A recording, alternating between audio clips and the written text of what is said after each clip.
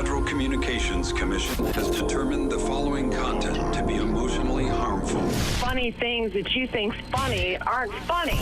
Give me cocks all the time. I want cocks all over me. The Alan Cox Show kicks ass, man. Welcome. Show me what you got. You're not going to see a lot of cocks on TV. Alan Cox from the Alan Cox Show. I don't know what it's about you, but I can't even stand your voice. I think you're the biggest asshole alive. It's going to be a great show. Let's kick it. I'll say kick it, and you'll just kick it with a tasty groove, okay? 1, 2, 3, kick it. Kick it. Come on. God damn it. Put you one time, kick it. What the? Alan Cox. Here we go. He'll ad-lib. He'll be fine. It's the Alan Cox Show on 100.7 WMMS.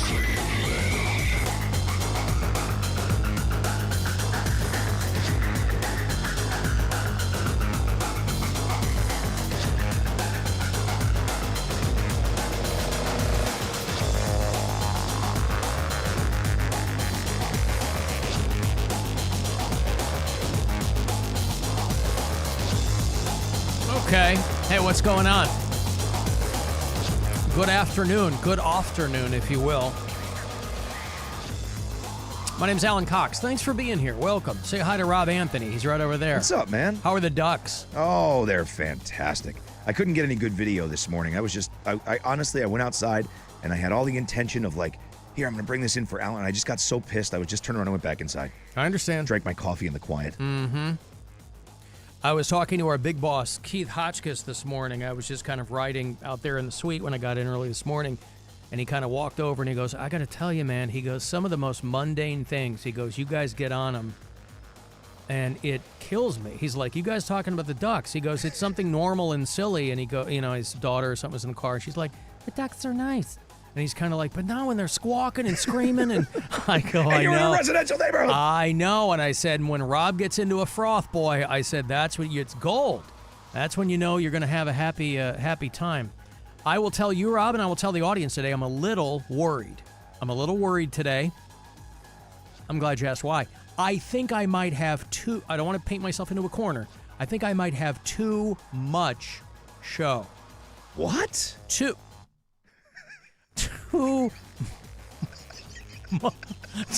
much show. Wow. You know, I have so many things every day that I want to get to.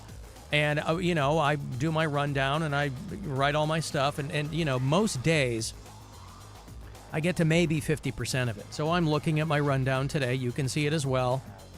And it's packed to the gills. I don't know how much we'll get to, but I'll try to get to it. But I'm a little worried. I'm worried that I have too much show. I don't, because, you know, we split a couple of minutes early because of the Guardians game tonight. Yep. Boy, they are not having a fun time. No. In Boston. 11-7 last night. Yeah. So the Guardians are hoping to avoid the sweep tonight there at Fenway Park. Trying to be the optimist. They scored 7 runs, right? Yeah, so you're like, I okay, know. That's good. The bats are open. But my God. Under normal circumstances, 7 runs is a huge game. That's a win. Yeah, it's a big win. Just tough, man. Anyway, all I'm saying is, you know, with us shaving off, every minute counts on this award-winning broadcast. Rob, people scoff when they hear me say award-winning. Now, granted, they're not from organizations you would recognize, of course, National Association of Retailers, but an award is an award. Yeah. What do you want? And so, okay, so I was taking my pre-show constitutional. Sometimes I'll do a little bit of a lap. You know, today's a nice day. Supposed to have been chilly as of late, but it's supposed to rain a little bit later on and more chilliness coming in over the next 36 hours or so. But I, about midway through my day, I go, you know what? I'm feeling a little peckish. So let's go down the street here to the CVS, go in and see what they're hanging off the rods. And as I'm walking over there, I'm walking and I'm looking down on the ground and I see one of those spotted lanternflies. Yeah. You know, they're invasive. And as far back as April, they're talking about like, oh, when everybody's complaining about midges, they have like the metro parks have dogs that go out and sniff for like lanternfly egg bunches and stuff because they tell you see these things, squish them. And so I'm walking and I see one of these spotted lanternflies. And for whatever reason, I hadn't been exposed to these yet. Out where I live, I'm a couple blocks from the lake. It's all midges all the time, right? but I don't know that I'd seen these lanternflies. But you're supposed to squish them. And so I'm just walking, and I look down, and I'm like, oh, there's one of those. And it's been squished. It's a pre-squished lanternfly. And I'm looking, I'm like, oh, wow, there's one of those. And I keep walking, and I'm looking down on the sidewalk, lanternfly after it was like paved with smushed, walked on, stepped on, squished lanternflies. It was crazy. It was like Euclid Avenue was paved with these things. So it was an embarrassment of riches for me because I went from not having seen any to having seen a bunch of them. And I was only mildly crestfallen that they were already squished. That's way better. I have yet to squish one myself because now I'm looking. Now I'm sensing a pattern. And I go, oh, there's a lot here on Euclid. And I'm walking, and I'm almost to the CVS, and I'm starting to lose hope that I'm going to see a live one that I can squish. I didn't see one that I could squish. It's way better than what you normally see on the sidewalk on Euclid. Yes. Stepping over turds. The spotted lanternfly turds. Yeah. It's normally what you see. Now, if it makes you feel any better, I step on those too. That's why this studio always smells. It'll slip. But man, those lanternflies out there in full force. Yeah, I saw a couple the other day. It's rare that I go, I'm really bummed out I didn't get to kill one. But we've been given the kill order on these lanternflies. They tell you, you see them, extreme prejudice. I walk around so oblivious most of the time, too. I could have had 50 sitting on my car and I wouldn't have noticed. I've been like, wow, there's a lot of bugs. Like, I wouldn't have thought, oh, look, it's a spotted lanternfly. Yeah, but those are so distinctive. Yeah. You would have known. Like midges, that's what, if I park in the driveway or something and come out and there's condensation from overnight or whatever and it's midges. But the spotted lanternflies, very, very, it's counterintuitive because they're kind of brightly colored. So under normal circumstances, you'd look at something like that and go, what a gaily colored insect. Look at that pretty thing. But you're supposed to squish them. And out here, they'd all been pre-squished. So if you don't think that post-show tonight, I'm going to take another walk down Euclid and see if there's any just kind of chill in there. Try to find one? Yeah, one I can squish. Because then I will have felt like I've done my part. You know? I mean, really. Saving society. Well, one lanternfly at a time. Well, all these people who got there first. Imagine if it was one guy just standing there for like an hour. Here's another one. Come here, you son of a... Yeah, it's like a homeless army out there doing bug hopscotch. But yeah, I hadn't seen one, and I on the way back, I didn't see any either. So it's a classic good news, bad news story. Good news that so many of them had already been dispatched. Bad news that your boy didn't get to do any of the work. So I don't know what to tell you. I've got to take a break. I want to send me a text, 35192. You want to call us live, you can do that, 216-578-1007 or 800-348-1007. You can watch the show if you're so inclined. Our YouTube channel is there, and you can listen anywhere on the iHeartRadio app. Welcome! Our iHeartRadio Music Festival, presented by Capital One, Is coming back to Las Vegas. September 19th and 20th. streaming live only on Hulu. And you could win your way to be there with a weekend full of superstar performances. Playing live. The Offspring, Jelly Roll, Sammy Hagar, Justice, John Fogerty, Diplo, and more. 16 artists, 2 nights, 1 stage. Does iHeart know how to put on a show or what? Tickets are on sale now at AXS.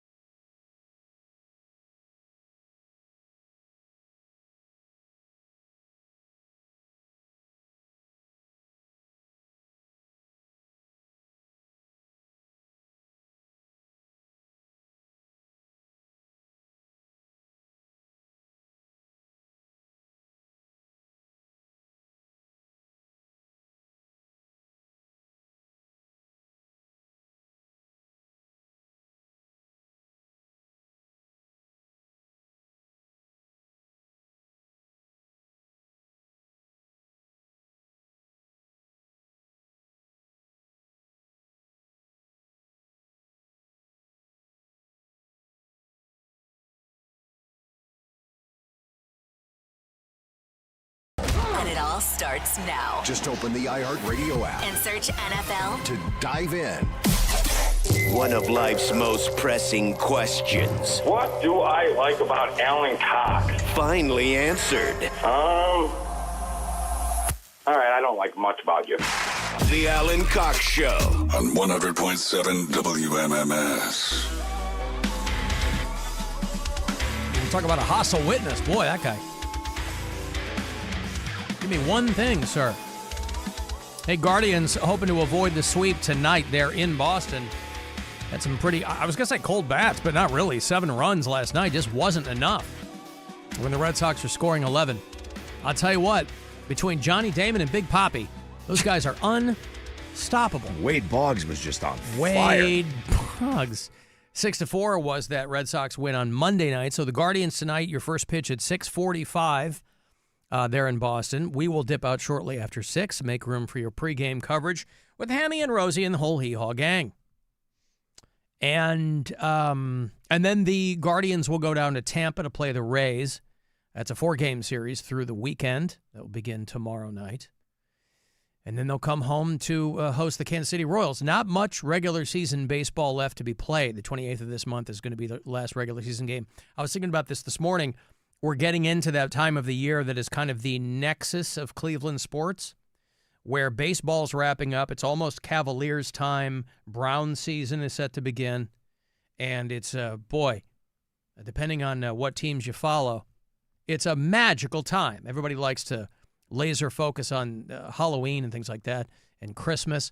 This is the most magical time of the year in Cleveland, Ohio, when the sports Venn diagrams all interlock to some degree. Just so happy to see football back. Oh, I hate not having football. Yeah. Sucks. You know why, Rob? Because I get back to my Cox Out. I mean, we don't call it that anymore, but, I mean, people know it as the Cox Out. It is technically the Bud Light football face-off. But people know what this is when we go out and you try to get yourself to Vegas because there's Super Bowl tickets on the line. So we do these for Browns away games, first of which will be Sunday, September the 14th. If you go to AlanCoxShow.com, hit the contest page, it will show you the entire schedule and where I'm going to be. That first one on the 14th, I'm going to be at Teams with a Z, Rob. I think I've been there before. Teams in Middleburg Heights. But we're going to go out to Concord. We're going to go to Copley and Menor and Parma Heights, all over the place throughout the football season. So if you want to try to get yourself to Super Bowl LX, that's the luxury Super Bowl that they're rolling out in Santa Clara, California. And that's the grand prize. So all the details are there with Bud Light and WMMS and yours truly. Happy to be back with you. Everybody's trying to tell me how careful you've got to be. Well, not careful. Laser focused on smushing those spotted lanternflies because they jump. People tell me they're not easy to kill. You've really got to get in there. John in Parma says they are the fastest, most difficult bug to kill. Now, I saw Starship Troopers. Boy, those things look tough. I assume that's at least to some degree a documentary. But yeah, that guy, they jump around and, somebody said that they killed about a dozen of them on their walk to the Good Time 3 for Captain Fun's Floating Fandango. See, again, that's how oblivious I am. I probably walked over a million of them, didn't even notice. Same. I just don't pay attention I walked to anything. from here to the Good Time 3, right? And I didn't, but if you're looking down, I mean, when you're walking, you're at least occasionally looking down, and I think I would have seen them. I mean, like I said, out here on Euclid, I looked down and saw one. I was like, ooh, there's one of them lanternflies. And then I just saw a bunch of them, all that had been smooshed. So if this person, but imagine the added layer of fun. That person walking to what is, sure, the nautical and social event of the year. And they've already had a good time. They've already done a good thing for the ecosystem and the environment on the way over, and then their reward at the end, getting on the boat, getting lit up, and then having a good time. Yeah, I mean, I still feel bad killing things, though. Yeah, but if they're like, this is an invasive species, you go, okay, so are well. we. Look what we're doing to this planet, okay. Alan. And you might have noticed we're killing a lot of each other all the time. I know. Yeah. But like it was the Asian carp back in the day. And, for those of you familiar with carp as a verb, in college, my Asian carp was my Korean girlfriend who was constantly complaining. So dumb. It's really super dumb. Super dumb. I brought a king-size shoehorn today for that one. Right. Super dumb. But she was lovely. She was very nice. Oh, it's perfect for She me. was a Korean Jew.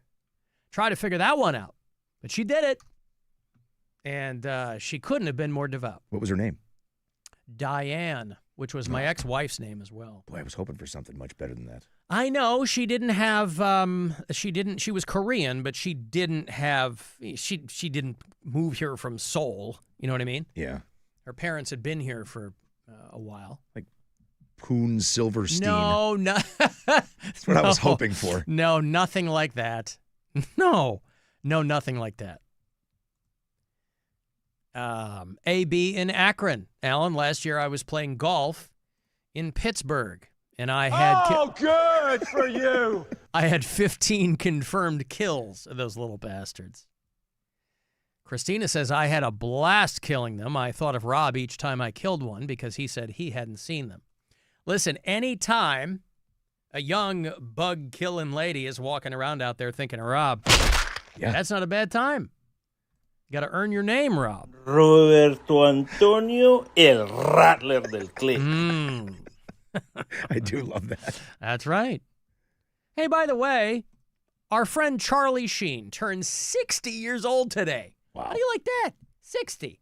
Last time Charlie was on the show, I was playing a fun little game. We used to play a game called What Would Charlie Sheen Say? And we would play it occasionally in the midst of all of his tiger blood winning thing, right? We'd have people call in and... Damn. What did Charlie Sheen say?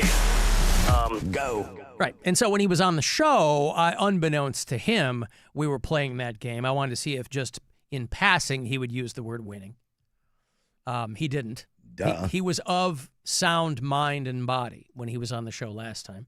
But he is 60 years old today. And it is a little jarring, by the way, when we Gen Xers see our, maybe not contemporaries, but when we see the famous people of our generation get to that age. You know, Trent Reznor is 60 years old. 9 Inch Nails was just here the other night, and he turned 60 this past spring and still sounds exactly the way he did 30 years ago, much to his credit. But everybody's, you might not have noticed, people just keep getting older, Rob. Mm-hmm. You know? I have noticed. And so, yeah. Ben Stiller is going to be 60 around Thanksgiving this year. Wow. How do you like that? Little Benny Stiller, right? I remember when he was just Jerry and Ann's kid. That's how far back I go with him. But Charlie Sheen is 60. I think they have him on like the new, I didn't even know People magazine was a thing anymore. Maybe just online? Is it at the newsstand? Oh, I think they still make them, don't they? If you're in the grocery store, what I've noticed when I'm standing there in the checkout aisle at the grocery store is that there don't seem to be any more like monthly magazines. They're all like compendiums that magazines put out. Like, here's the quarterly Better Homes and Gardens or whatever. Like these thick $14 magazines. I don't know. I don't look at that closely. I remember my mom, like a lot of moms, used to get People magazine. You know, we didn't often have guests at Casa Cox growing up. When they did, if they sat in that front room, it's like a goddamn dentist's office. Stacks of People magazines. But there is, if you've been clicking around Netflix recently, you know that now they have a whole coming soon queue. And you might have noticed that there's a Charlie Sheen documentary that's coming out next week. I think it's a two-parter. It's the 9th and 10th. And he's putting out a memoir called The Book of Sheen. You know, his dad, Martin Sheen, his brother kept their name, Emilio Estevez, kept their family name. Charlie Sheen took his dad's stage name. Now, if he had gone by Carlos Estevez, what kind of career do you think that he would have had? I don't know. I mean, looking like he looked at that point, probably a very good one. Yeah. You know what I mean? It wasn't like that would have held him back. He was the guy. I mean, Emilio Estevez, he's a good actor. He's a nice guy, right? Yep. I mean, they killed him off in the first 15 minutes of Mission Impossible, but what do you want? Guy's out there trying to get some work. And Charlie Sheen, of course, by his own admission, he's like, I didn't think I'd ever be this old. I didn't think I'd live to be 60. And that's the thing. I think the only person that's totally surprised is Charlie Sheen. I'll tell you who I feel bad for is that Denise Richards.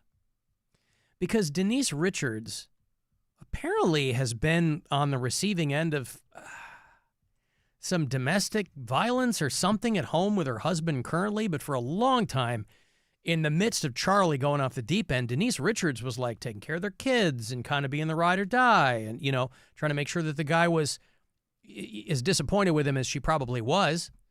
You think she was still concerned for him. And now he's kind of, come back the other side. And I don't know if things are going so great for her. And listen, she's foxy too. Denise Richards, I think she's one of the housewives though now. She's in Wild Things back in the day.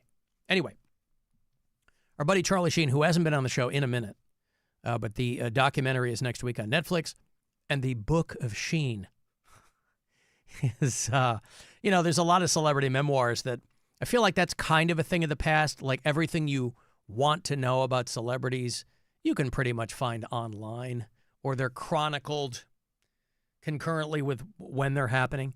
I would read the Charlie Sheen book. For sure. I'd read that. Chapter 4. I was using the original novel of American Psycho as an instruction manual. I had cardboard tubes and hamsters and a couple of hookers. And I had a chainsaw, gassed and greased. That'd be great. Yeah, Charlie Sheen was just a young man when he was visiting his dad on the set of Apocalypse Now. That must have been so cool. Right? Oh, my God. Getting to hang out with Larry Fishburne? Just everybody. Oh, my God. What? Everybody that was in that. Oh. I don't know who else was in that. Oh, all right. That's where you were staying. Just stopping right there. Yeah. The end. Harrison Ford. Yeah. Larry Fishburne. Who else? Dennis Hopper. Yeah. Everybody. Who else? What's his name? The voice. Marlon Brando. Well, right. Martin no. Sheen. No. Oh, God damn it. Frederick Forrest. No. All these. Martin Sheen, I thought was the voice. Was he? I thought he was. Okay. He's the main guy, right? He's the Yes. he's sent in. It's Heart of Darkness. He's sent in to find Captain Kurtz or whatever. Now Charlie Sheen, of course, had Platoon. That was where I was thinking of Christopher Walken. Oh, is Walken. in that movie. Yeah. I was thinking of Wow. Platoon was like the Gen X military movie for me. Platoon and Full Metal Jacket. I've still never seen all of Apocalypse Now. Really? Yeah. Oh, it's good, man. I know. They every couple of years they put it back in theaters. I'm like, I'm gonna go see Apocalypse Now. I just have never gotten around to finishing the whole thing. It's really, really, really good. I mean, Brando's incredible in that movie. Takes a weird turn. Yeah. But he's incredible. Right, because at the end, right, he's got the island with all like the human-animal hybrids. Yeah, and he's Is just... that Yeah. He's in that moo-moo. Yeah. Yeah. He's got that little rat man following him around. That's Apocalypse Now, right? That's the same. Yeah. Yeah. No, I liked Platoon. It was great. Yeah. It's an excellent movie. Charlie Sheen. He's like, I'm going to leave college and enlist. Willem Dafoe. That was only like the second movie I'd ever seen Willem Dafoe in. Who's the dude that played the catcher in Major League? He's in that. He's incredible. Got the scar on his face. Tom Berenger? Yes. Tom Berenger. Oh, he was in Major League, wasn't he? Yeah, he was the catcher. Jake. Right. I know you're not a big That's why he always, I've never seen the whole film. knowledgeable of the film. But Right. That's why in his big catchphrase in the movie was catching, not pitching. I remember he always said that. In that yeah. Uh-huh. Listen, for me, the Tom Berenger filmography, Rob, begins and ends with The Substitute. All right? Thank you very much. But anyway, Charlie Sheen is going to be 60 years old. If you listen to us on the iHeartRadio app, please let me know where you're doing it if you're out of state so I can make sure that our map is updated. A handful of people have been added to the map. Brendan listens in Sparks, Nevada. Luke is in Christiansburg, Virginia. Let's hope it turns out better. Nick is in Compton, California. Cynthia listens in Cincinnati. Kevin's in Brooklyn, New York. You can leave us messages there, too. Hey, guys. Alan, when you were doing your Finneys on the Towpath ditty, I messaged you about singing it to Aqualung. And so now those two tunes are forever in my head. And now I'm saying diarrhea through a wet sock. And then also diarrhea through a wet sock. Yeah. So thanks for that. Appreciate you. Love the show. We were talking about Boy George yesterday, who said that he didn't want to sing Karma Chameleon anymore because that song to him was like diarrhea through a wet sock. Diarrhea through a wet sock. And now diarrhea through a wet sock. And now that guy is singing it to Aqualung. And yeah, I had an appearance at Finneys on the Towpath. It's like, Finneys on the Towpath. Finneys on the Towpath. And so that's where diarrhea through a wet sock. Diarrhea through a wet sock. Okay. Hey, you're welcome. If you're thanking me, I'll take it. You got to squeeze that diarrhea in quick, though, to get that to match. If it was Well, like you know duty would have been better. Duty and a wet sock. Well, you got to hit it after the first couple of syllables, right? Yeah. Diarrhea through a wet sock. Yeah. I got to get the dia out first. Yep. So just a rhea. Diarrhea through a wet sock. Yep. Yeah, rhea. Rhea. I mean, if you want to be cool and shorten diarrhea, Rob. Well, listen, I'm pretty cool. Kind of my Rhea through a wet sock. But that's not the quote. That's not what Boy George said. He should have. Man George, as he is now. You want to talk about 60. Anyway, maybe I'll go back and watch Apocalypse Now. Oh, it's good, man. All Add right. that to the list of movies you have to watch. Yeah, Kevin Dillon was in it. He must have been like 12 years old. Jesus. Johnny Depp was in Apocalypse. No, I'm sorry. I'm looking at Platoon. Yeah, I'm way off here. Sorry. Yeah. Yeah, Johnny Depp was in Platoon. You know who else I remember from Platoon? Corey Glover. You know who Corey Glover is? Yeah. Frontman for the band Living Colour. He was Danny Glover's nephew, and he was fully planning on being an actor before he started rock and roll. Or at least maybe concurrently he was doing them. See which one would take off. But I remember him in Platoon. A couple of other things, too. That's one I should rewatch. I haven't watched Platoon in a long time. That's a great, great movie. I thought it'd be great if they did an animated version of it and called it Platoons. Everybody's running around, but I like that. It's not a bad idea, if I do say so myself. Corey Glover was Francis. I think he gets killed, right, in a spectacular fashion. A lot of good people in Platoon. Forrest Whitaker, John McGinley. Yeah, that's a fantastic movie. Mm-hmm. I got to go back. Diarrhea through a wet sock. Well, thank you, Boy George, for the inspiration. Yep, this guy again. Yep. Diarrhea. This is the guy that calls me a homosexual. Diarrhea for me. Yeah. I ate a breakfast burrito, and now I got diarrhea. I ate a breakfast burrito. Oh, diarrhea for me. I said diarrhea for me. Screw you out. Yeah, see. So nice until the end. Yeah. You homosexual. At least at the end of his diarrhea song. Although, throwing a gay slur at I guess homosexual isn't a gay slur, but well, that's the way he implies it. That's what he means. Yeah, he means it as a negative. For sure. Yeah. He takes umbrage with my pride flag boxers, Rob. That's how he means it, obviously. But you'd think that that would have lent itself to a song about diarrhea. Sure. Rather than just screw you. Anybody can say screw you, Alan. And you'll be happy to know, often do. Mailman Mike. We know Mailman Mike. He says, I still deliver People magazine. Oh, good for you. Well, yeah, Mike, you're a mailman. You have to. Whatever's in there, you got to deliver it.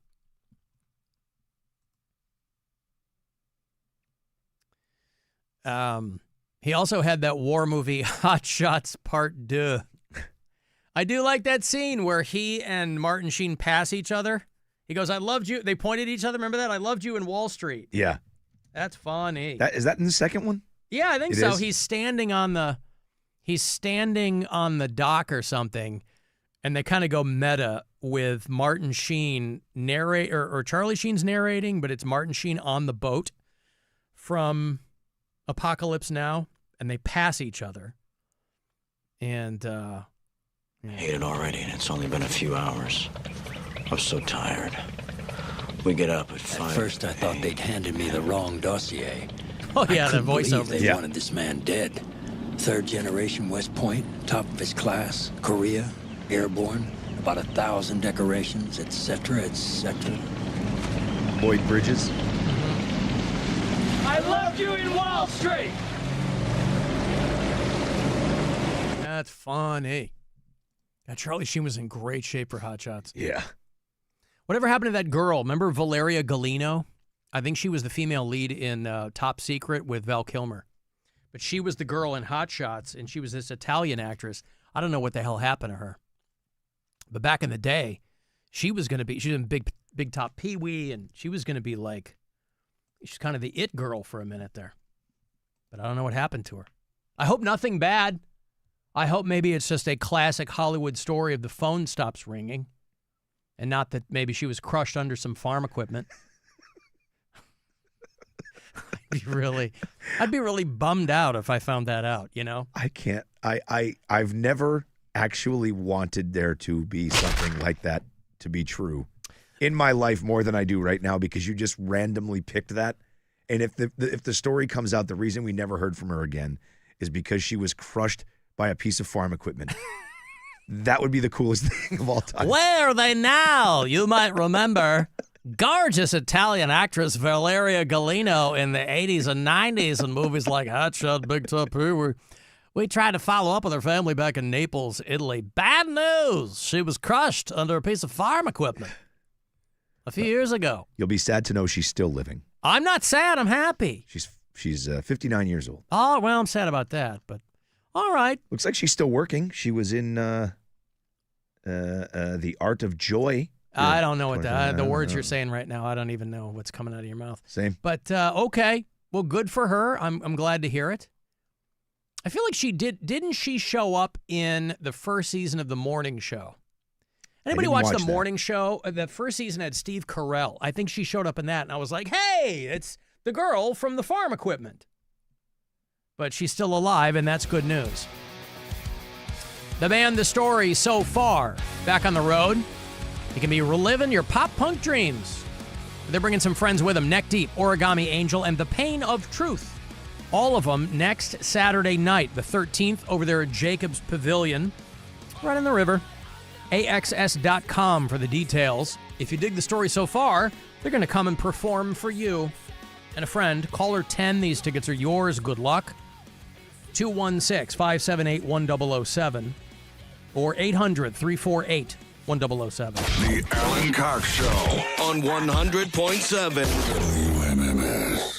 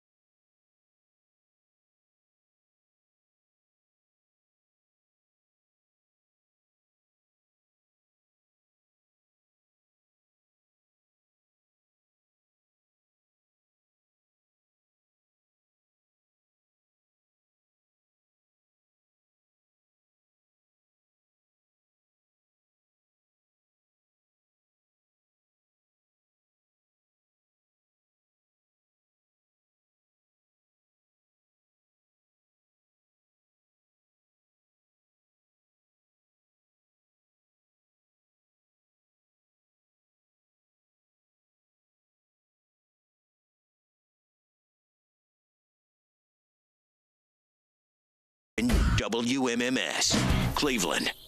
Call the Alan Cox Show. Because he's my best friend, he's my pal, he's my homeboy, my rotten soldier, he's my sweet cheese, my good time boy. 216-578-1007 or 1-800-348-1007.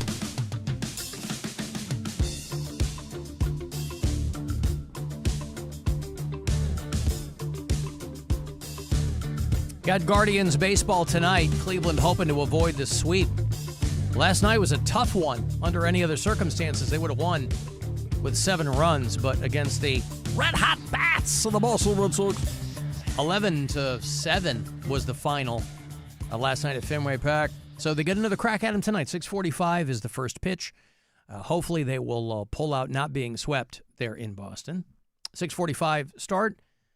We will dip out shortly after 6, make way for your pregame coverage. That's where many times it's Jim Rosenhaus having a heart-to-heart talk with a translator. Yeah. And then you get to kind of hear the other side of that. It's actually sometimes it's definitely a compelling part of the entire broadcast. I think Shannon called or left a message on the app there. Hi, Alan. So the other day we were having a lovely time at the park with our child and met this sweet family with a little boy. And the mom and the little boy were gazing at this so-called beautiful little moth.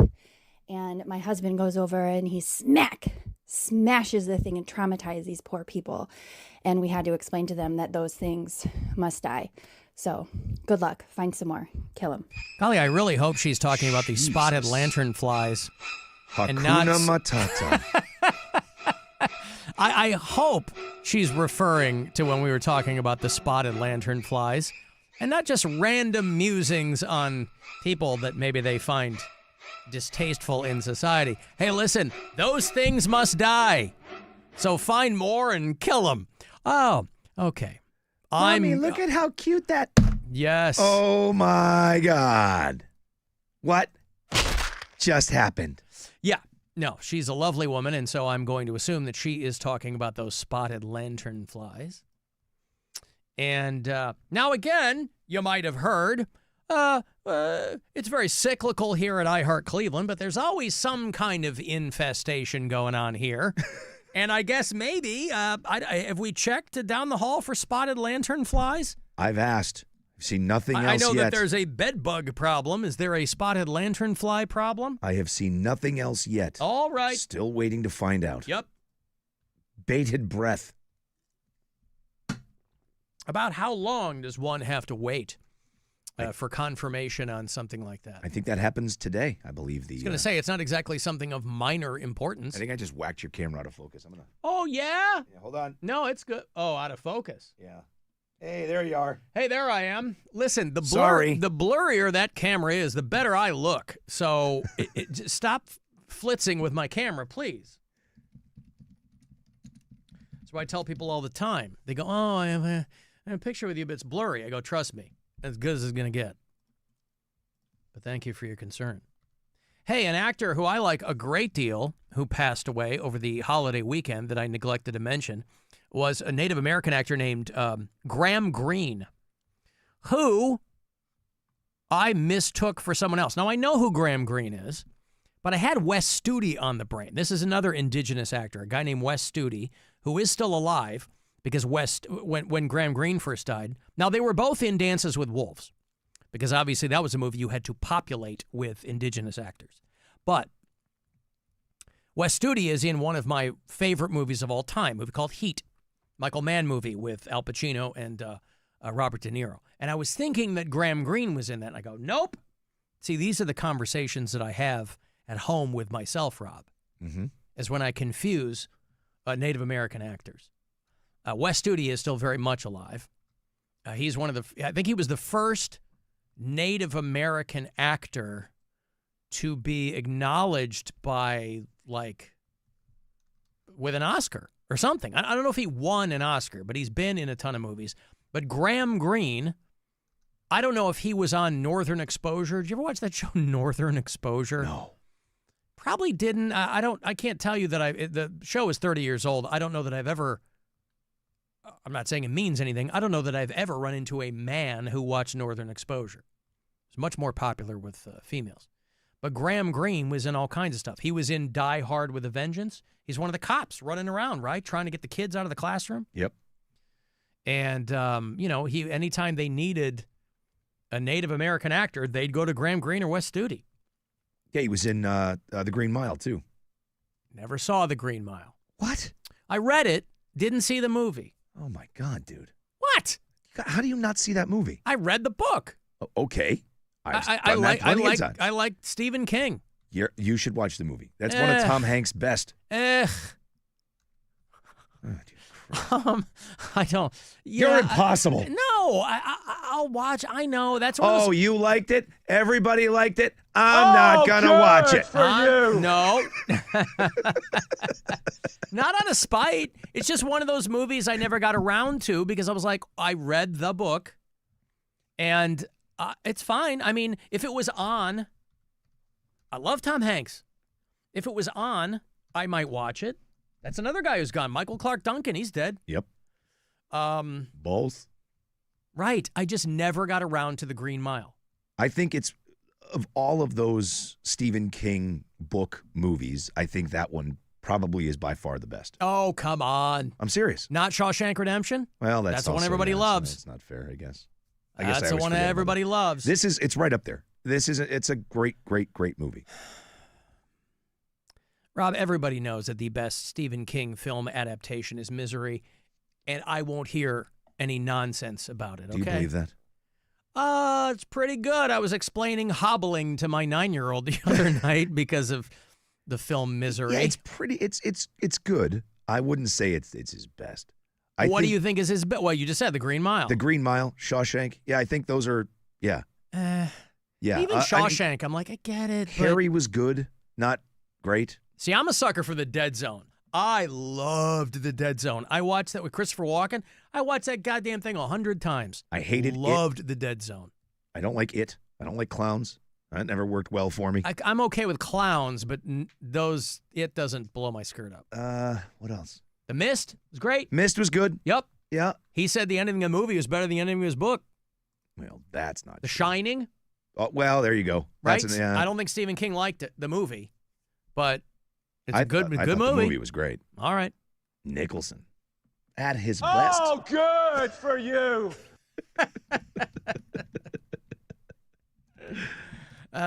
He's got the shinning. What do you want to get sued? Yeah. Anywho, I've never seen The Green Mile. Yeah, you should. All right. Overseas audiences, of course, know it as The Verde Mile.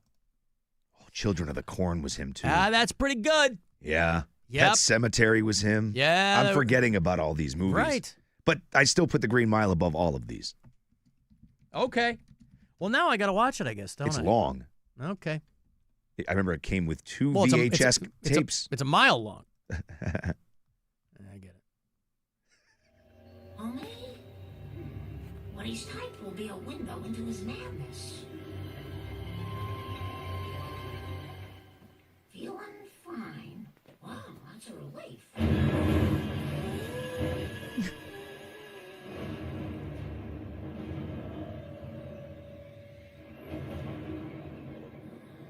This is less encouraging.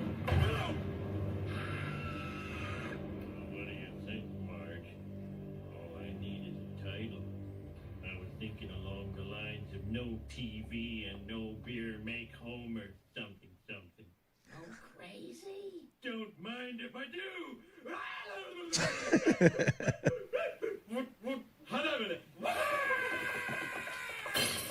Stay away from me, Homer. Give me the bat, Marge. Give me the bat. Dirty cat.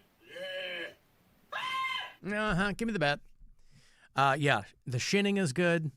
Was that one of the Treehouse of Horrors? Yes. Yeah. Early one, I believe. Yeah.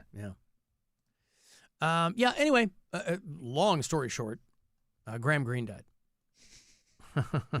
In a Toronto hospital, right. by the way. He's Canadian. And, so he not only not from the United States, but he really did kind of open doors for a lot of Native American actors and actresses. But he was Canadian, and I guess he had been ill for a while, and died there in a hospital in Toronto. And was 73 years old. Oh, Creep Show, too. Oh, I love Creep Show. The Oh, first my Creep God. Show. That movie. With Ted Danson and Leslie Nielsen. Dude, my father tortured me. with Where's that my movie. cake, Bedelia? That's exactly what it was. Yep. I insisted on staying up. And I'm like, Dad, I want to watch this movie. He's like, you don't want to watch this movie? I was a kid. You know, that came out in 82. Yeah. So I was young. I'm like, Dad, I want to watch it. Fine. He sat down. I started getting scared, covered my eyes. Like, no, you're going to watch it. So I watched it. I went to bed that night. And for the next, 6 months, he would walk in my room while I was falling asleep and go, I want my cake. And I was like, where's my cake, Bedelia? Oh, God. I want my cake. Oh, yeah. I'm getting chills right now. It's Father's Day, Bedelia. I want my cake. Comes out of the grave. Oh, my I God. want my cake. Oh, I liked the crate. The thing that was under the stairs. The guy, Hal Holbrook and Adrienne Barbeau, who I think was his real-life wife at the time. He was a university professor, and there was this crate that had come over, and they didn't know what was in it, and there was this monster. And his wife's a drunk, and he lures her under the... Remember the crate? I don't think I do. Oh, God. The first Creep Show is just dynamite. So good. Oh, I hate that scene. Oof. Yeah. Still get me. Great movie. Alan talking about the Dead Zone. Remember when they parodied it on SNL when Christopher Walken was a trivial psychic where he would touch people and he'd come up with something really stupid. Remember that one? No. People's hands. He goes, you're going to eat an ice cream. You're going to get an ice cream headache. I mean, that's like mid-'80s because it's Rob Schneider. Phil Hartman was still alive. Oh, Phil Hartman. What a bummer. Anywho, Graham Greene, dead at 73. Hey, how about Roger Waters? This oh my God. Guy's a stinker. God, what a dick. This Roger Waters, boy, you got to really like Pink Floyd to put up with Roger Waters. I love Pink Floyd, and I could not. I shared Jack's tweet. That's how much I cannot stand Roger Waters. Jack Pink Floyd Osbourne, yeah. Well, is my second favorite band. Yeah. The headline, they're casting it as Roger Waters versus Ozzy. But in context, listen, nobody has ever accused Roger Waters of being diplomatic or delicate. But he name-checked Ozzy in a conversation about pop culture paying attention to things that maybe aren't that important. Roger Waters is always got an axe to grind, right? People have accused him of anti-Semitism and all kinds of things. He's 81 years old. He's a crusty old git. He has been for a long time. And he sat down with the British paper. He's like, I don't care about Black Sabbath. I never did. I couldn't care less.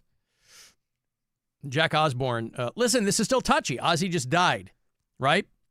But invariably, you knew there was going to be some kind of, not backlash, but enough time was going to go by and people were going to crawl out of the woodwork and go, yeah, I never got into Ozzy. I don't care. But Jack Osbourne was kind of like, go F yourself. Good. My father always thought you were a see you next Tuesday, is how he put it. Glad to see you proved him right. Now, among Brits, it's like sometimes it's a term of endearment. Not that one. Ozzy Osbourne, who just died, bless him, in his whatever that state that he was in his whole life, we'll never know. Although he says, bless him. Ozzy, who just died, bless him. He's being deferential, I guess. I don't know. He was all over the TV for hundreds of years with his idiocy and nonsense. The music, I have no idea. I couldn't give a I don't care about Black Sabbath. I never did. Right. I have no interest in biting the heads off chickens or whatever they do. I couldn't care less. Mm-hmm. It was a bat you hard on. But just listen to the pretentiousness in that, just in the voice. Yeah, but just he's a everything pretentious about it. guy. He's such an a-hole. He's a pretentious guy. Roger Waters. I mean, you know. Everything, every single time. Just shut up and play. For decades, this guy has been, nobody gets along with him. But it was fun. David Gilmour didn't get along with him. He's, you know, this is so on brand for Roger Waters. It was fun when they were speaking about the government Pink Floyd, when they wrote pigs and did things. It was great. It was fantastic. And then he just started picking sides in wars and just shut up. Nobody wants to hear what you have to say. Listen, Roger Waters doesn't have a hard time selling tickets. I don't it's know, not like man. this. It's not like this guy's playing county fairs. Roger Waters, boy, packs them in. Because you go like I did. I told you the story yesterday. I went, and he did not spend any time talking about Israel or Palestine or stepping on his wiener with that stuff. Yeah, but he did. He did 10 minutes. They used the song "Pigs" and it was all Trump video, right, the entire time. Now, whether you agree with it or you don't, it probably isn't necessary in a show if you want to go see a Pink Floyd set. Yeah, but also, you kind of know what you're going to get when you go to a Roger Waters show. For sure. My older kids both love Pink Floyd, and they have both gone to see Roger Waters solo. Yeah. And they're like, yeah, there's a lot of politics, but you kind of know, you know what that's what it's going to be. Jack Osborne said that Roger is pathetic and out of touch. Yes. I agree with that, Jack. That's why I shared it. You think that he's out of touch by saying that Ozzy was kind of a clown for doing all? I mean, absolutely. That's why we loved Ozzy, though. I know, I understand all that, but again, now for what point or purpose does Roger Waters have to make that statement, other than he wants people to talk about him again? Well, no, that's true, but they clearly asked him a question about Ozzy Osbourne. You know, I didn't really know him. It wasn't really my thing. I didn't really know him. Yeah. Right? But he's Yeah. got to be Roger Waters. Yeah. Oh, I couldn't give F all about him. I don't like that particular type of... He made an idiot of himself on TV for 30 years, hundreds of years. Shut up. Shut up, you dick. I think you should be yourself. Not in cases like that, you should. You think he should have been more diplomatic about Yeah. it? Dude, again, this is why everybody can make... We've had the Mount Rushmore argument numerous times. Yeah. Everybody can make the argument. Oh, it should be this person. Hey, some people will say Roger Waters should be on the Mount Rushmore. Really? But everybody is going to agree that Ozzy should be on it, whether you like him or you don't. Just shut up. Yeah. Like, there was no reason whatsoever for him to make that statement and to talk like that about Ozzy. It's just a dick move. It was kind of an unforced error on his part. I mean, it's, anyway, Jack Osborne says, how pathetic and out of touch you become. The only way you seem to get attention is by vomiting out bull shrimp in the press. My father always thought you were a see you next Tuesday. Thanks for proving him right. Yeah. Exactly. I mean, you would have thought that, I was so surprised to find out that Ozzy and Axl Rose had never met, right?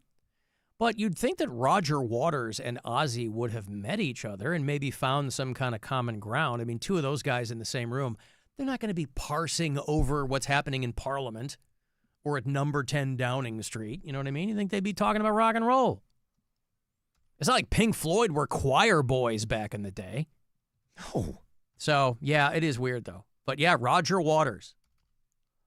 I don't care about Black Sabbath. It was never my thing. I didn't quite get what he did, walking around like a jerk for 30 years. I mean, you know that band Green Jelly, right? Back in the day, they had Maynard Keenan, their big hit, Three Little Pigs. Yeah. They fired their bass player because he put an Ozzy meme out the day after he died that said 1 day sober. Oof. You want to talk about bad timing. They kicked their bass player out. Good. I think that's been kind of a rotating collective for a while there. I mean, and Green Jelly's never been kind of a marquee name, but they have a fan base. In all fairness, I think the last time anybody mentioned them was you on this show like a few months ago. So, yeah. I mean, okay, they kicked out their bass player for being a douchebag. Yeah. Great. They were Green Jello, of course, and they were getting sued, so they changed. I don't think I knew Maynard was in that. Well, he was in that song, the Little Piglet. That's Maynard him? Keenan. Oh, yeah. okay. No, but that was like the one hit they had, right, back in the day, 30 years ago. And so, yeah, they kicked their bass player out because it was like, as far as rock and roll goes in the immediate aftermath, that's the third rail, right? Giving Ozzy a hard time, can't do that. Yeah, especially if you're the bass player for Green Jelly, right? Right. I mean, dude, I just turned my back on Roger Waters forever. Yes. I mean, I've done that years ago. Not but hard still, to do. No, Yeah. long Right. time ago. But This You're didn't the help. bass player for Green Jelly. You're hanging out for grim death. Yeah. All right. Well, I guess that was fun while it lasted. Hey, how about Cedar Point? Want to go to Cedar Point? Right? Summer might be over, but the good times continue. Cedar Point, they got Hollow Weekends coming up. That brand new tilt coaster, Siren's Curse, which usually works. Or you can just enjoy the boardwalk nights. Northeast Ohio, Cedar Point is still there for you for good times. CedarPoint.com if you want to book your visit. I'll get you a pair of tickets here. Good luck. 2 for Cedar Point. America's roller coast. They say that anymore? Used to be. Call 10-216-578-1007 or 800-348-1007. It's the Alan Cox Show. On our free iHeartRadio app and your favorite smart device. Just tell it to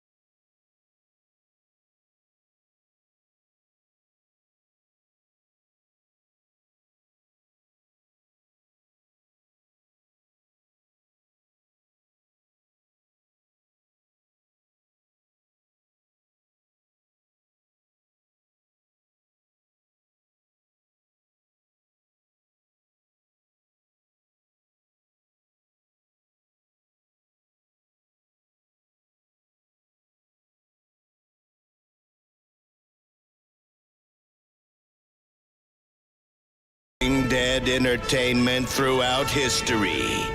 The cup and ball, the yo-yo, Pong, the Alan Cox Show. On 100.7 WMMS.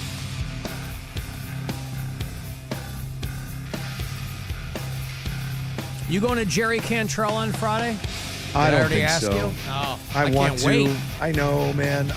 So much going on. I know. I hate it. All these Jerry bands Cantrell I want to see. and Sparta at House of Blues on Friday night. It'll be a good show. Good show. Hey, if you go to WMMS.com or AlanCoxShow.com and you hit up that contest page, you will see the schedule. For people who have asked me, hey, you doing Cox Out again? I am. Browns away games, the Bud Light, football, face-off.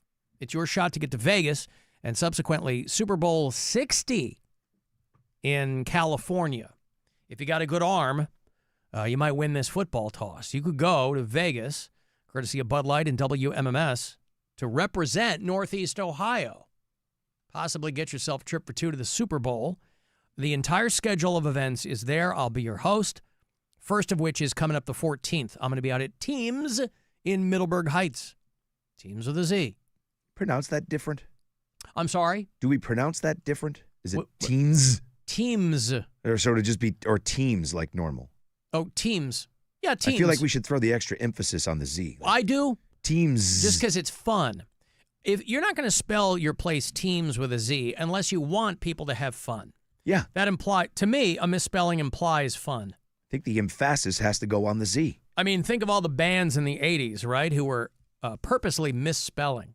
Motley Crue, Def Leppard. Enough Z-Nuff. Enough Z-Nuff from Chicago, Illinois. Listen, they weren't trying to elicit thoughts. There's nothing cool about a jungle cat that's hard of hearing. But that's what they wanted. You know, they go, hey, you know. What?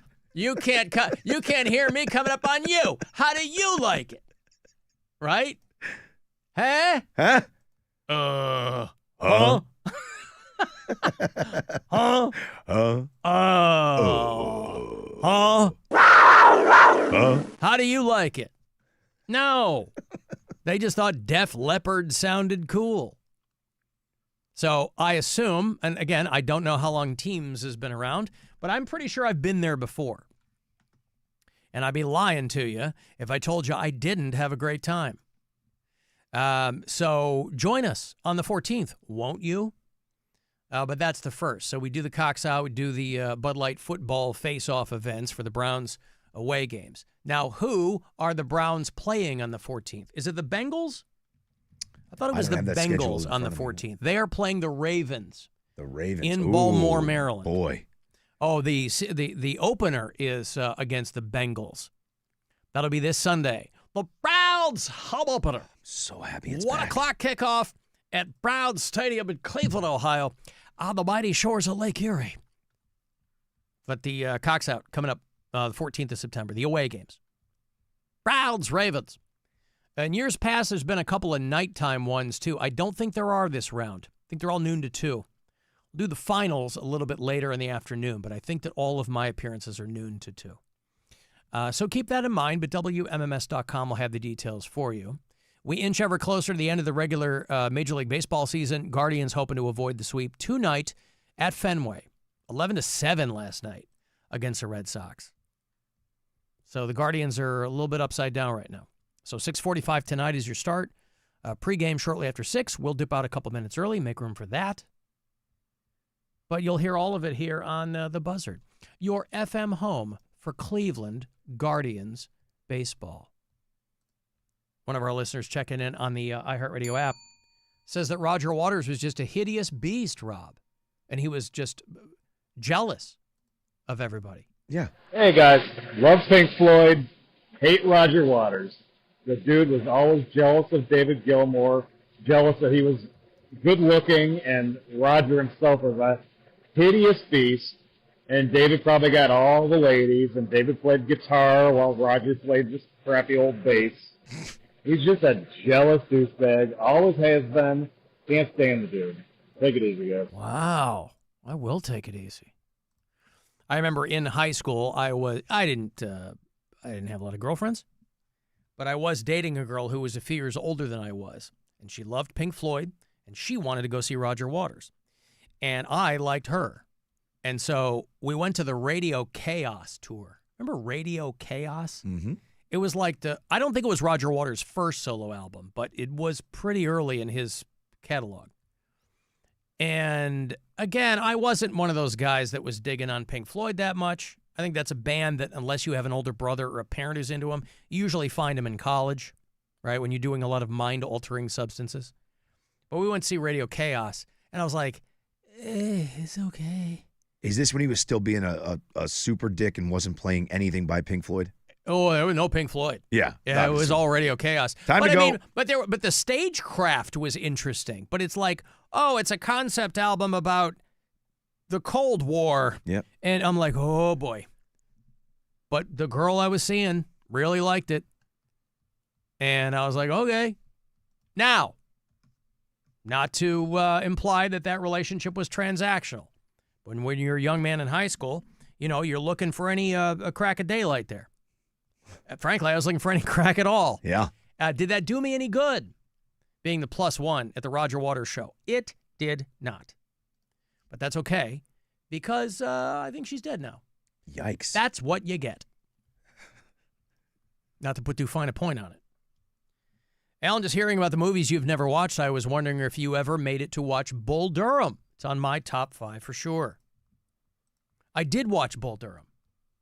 It was a while ago. Rob and I were talking about these is very common, popular sports films that I've never seen. I've never seen all of Major League, and I've never seen Field of Dreams. I never watched that. I said I'd never watched Bull Durham, and I said I'm going to watch one of these, and I watched Bull Durham a while ago. I don't even think I followed up on it.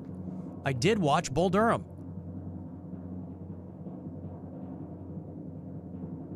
And then it was over, and I stopped watching it. But it was, the credits rolled, and it was over. And?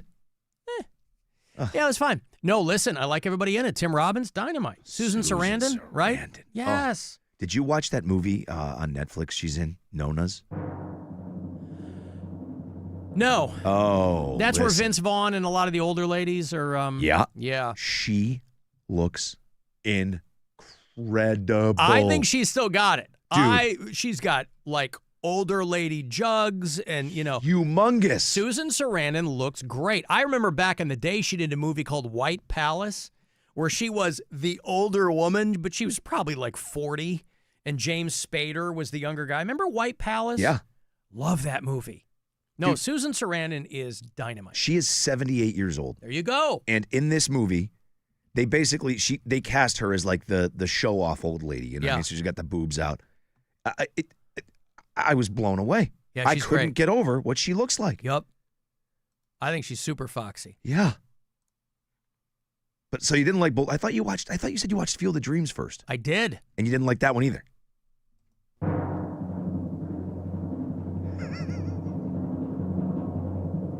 It was okay. Oh. It was all right. Oh, yeah, they're fine. As advertised. I'll say as advertised, right? Susan Sarandon was in, God, what did I just see her in where she just it was a TV show. It wasn't Ray Donovan. You know she's bisexual, right? Yeah. I did not know that. I was reading something with her, and she's like, oh, I'm bisexual. Which is neither here nor there. I just had no idea whatsoever that was her. She was with Tim Robbins for a long, long time.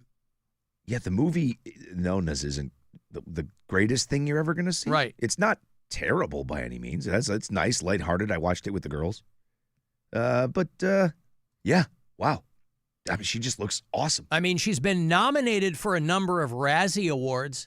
She's never won. She was nominated for That's My Boy with Adam Sandler and Andy Samberg. I just remember when I was in high school watching The Witches of Eastwick, which was a book. Jack Nicholson, Cher, Susan Sarandon, Michelle Pfeiffer, right? Mid-'80s, they were all at the top of their game. And Susan Sarandon with that red hair. Good grief. She was foxy. But no, I have not seen Nona's. Nona's? Nona's, yeah. Nona's? No, didn't see that. I saw her pop up in some TV show I was watching. I was like, oh, I'm never mad when I see her. Look at this. What?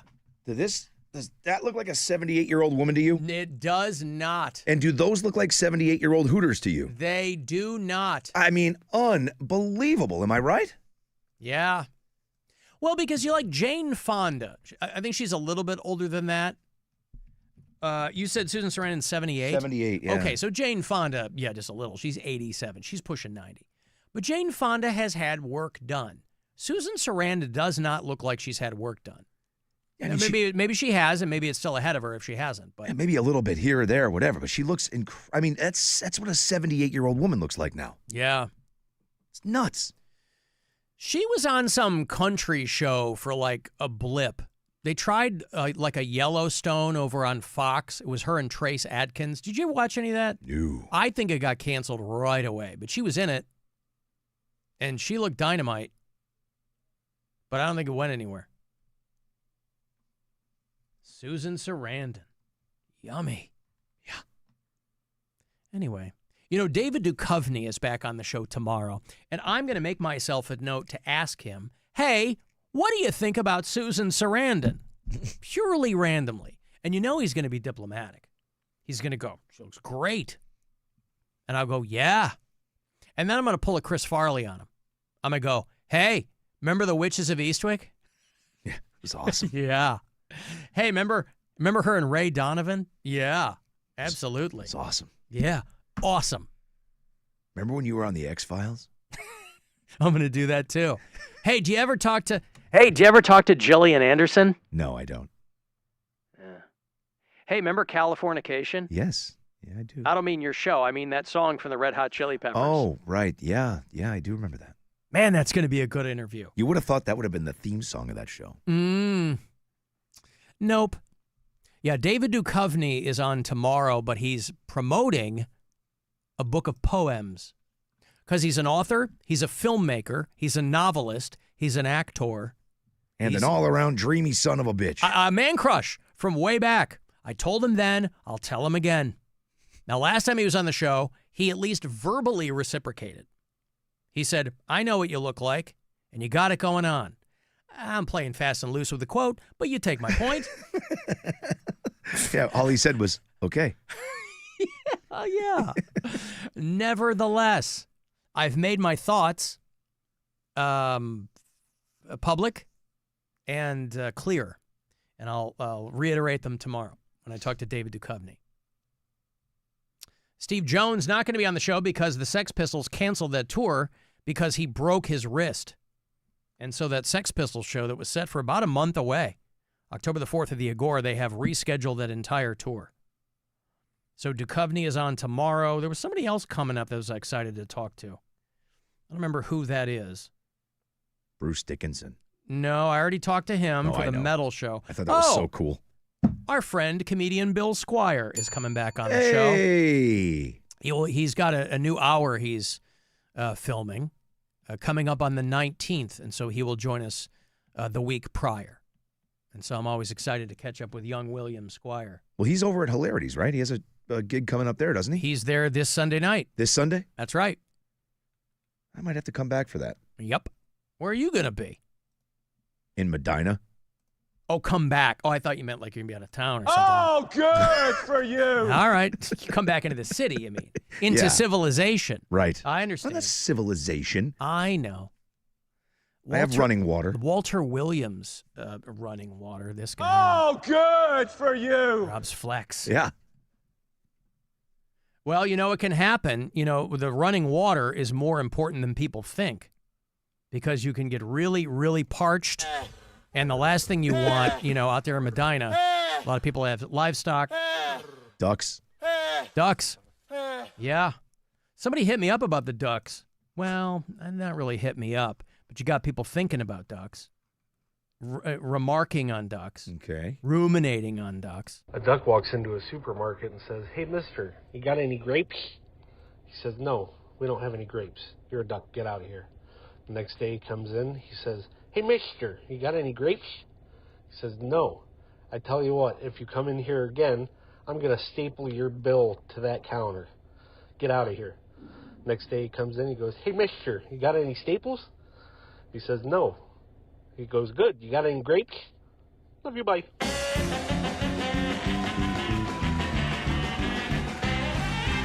I think we all saw where that was going. Why did the duck have a lisp?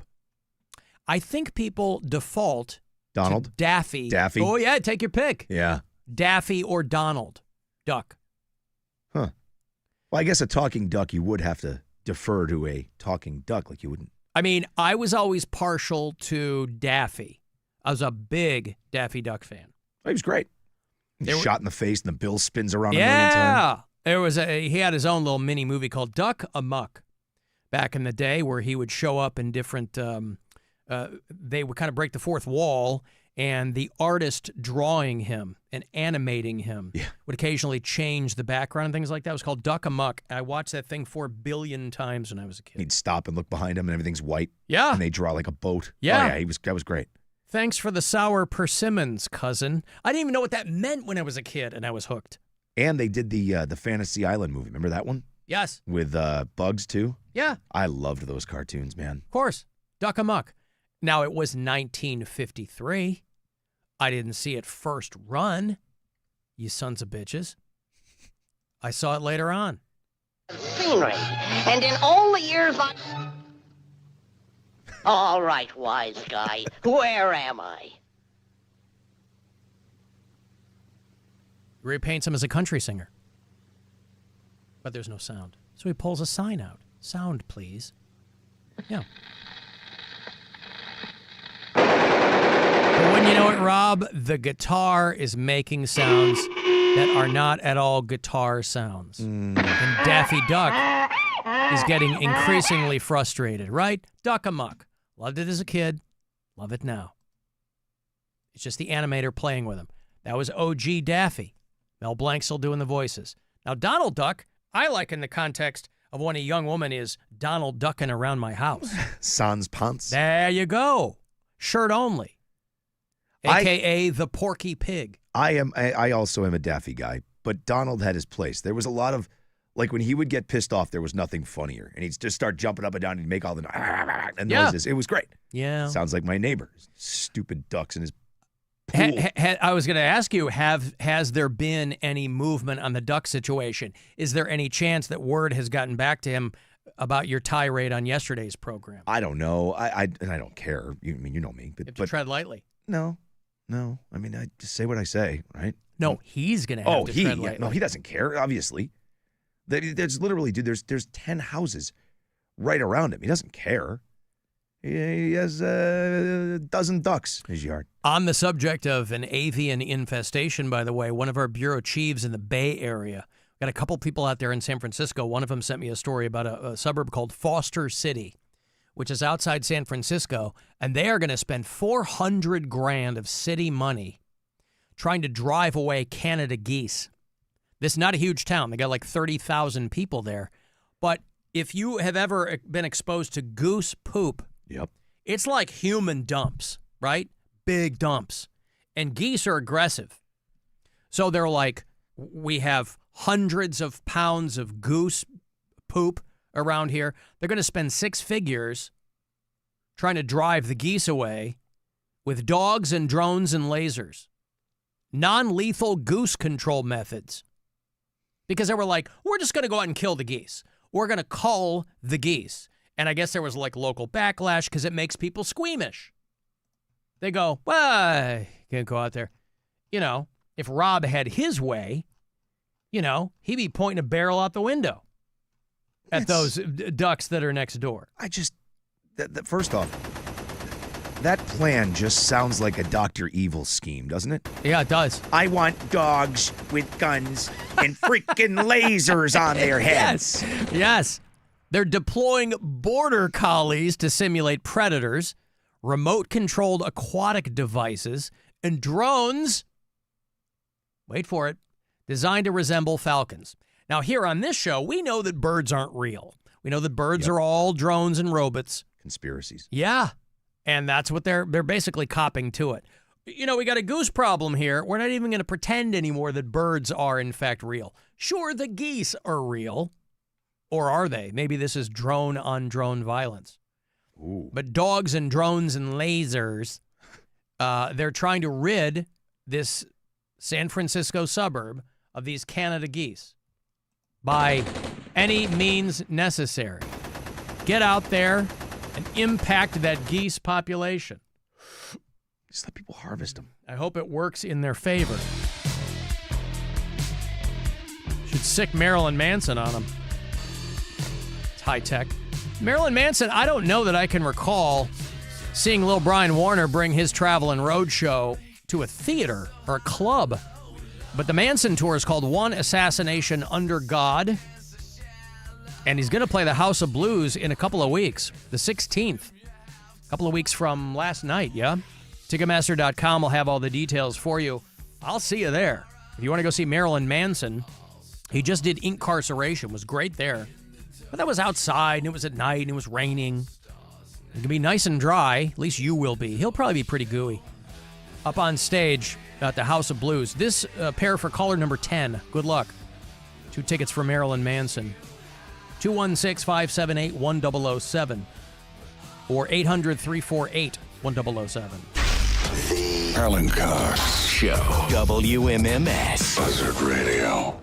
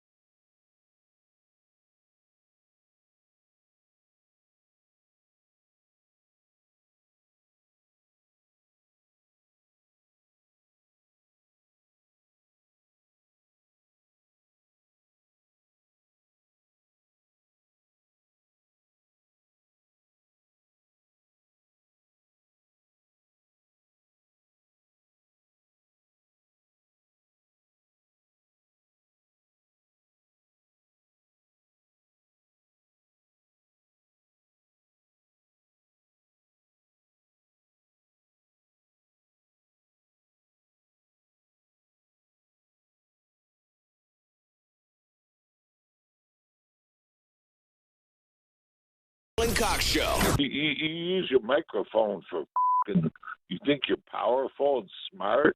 You're a f***ing idiot. 216-578-1007 or 1-800-348-1007.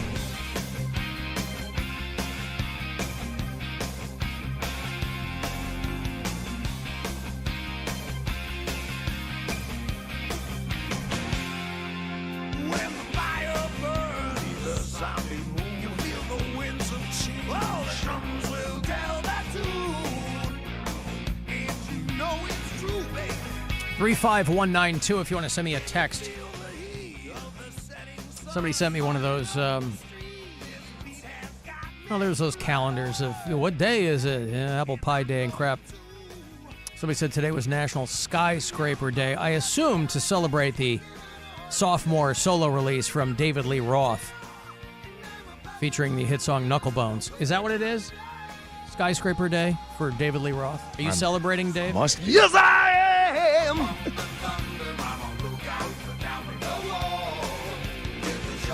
Why wasn't Knucklebones a huge hit? Are you listening to this? I am. I think you could tell. I mean, Eat 'Em and Smile was just a non-stop banger. And then Skyscraper came out, and they had Just Like Paradise, which I thought was kind of weak. I thought Knucklebones was the mover, boy. Oh, we're hitting the road and we're pumping thunder. Rob.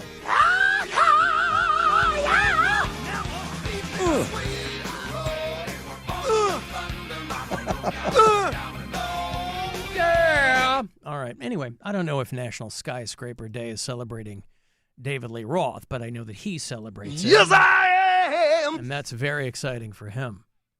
Now, again, I don't know if it needs to be celebrated in Cleveland, Ohio.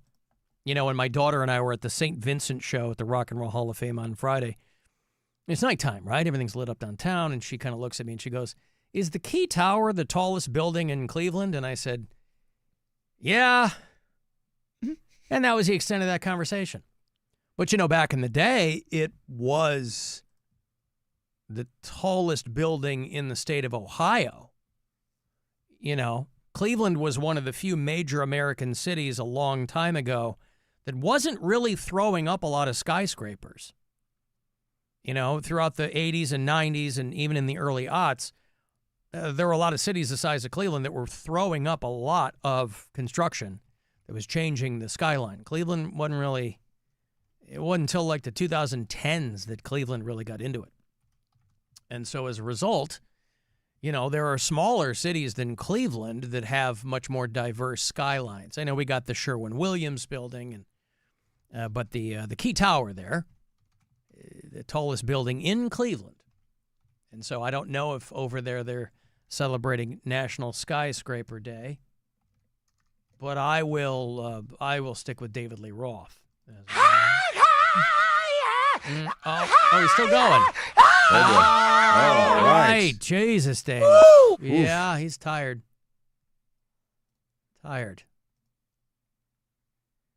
Somebody said, "Alan, you're so annoying with your lack of movie experience, and it's not even Christmas yet." I don't have a lack of movie experience. I've seen hundreds and hundreds of movies. I'm just not watching the same dumb crap you are. Huh? I was watching Across 110th Street last night. What do you think about that? You ever see Across 110th Street? No. Classic Bobby Womack theme song, Pimps and Hoes, Rob. Across 110th Street, a hell of a test. Come on, Bobby Womack, you kidding me? You never seen Across 110th Street? 1972, Rob.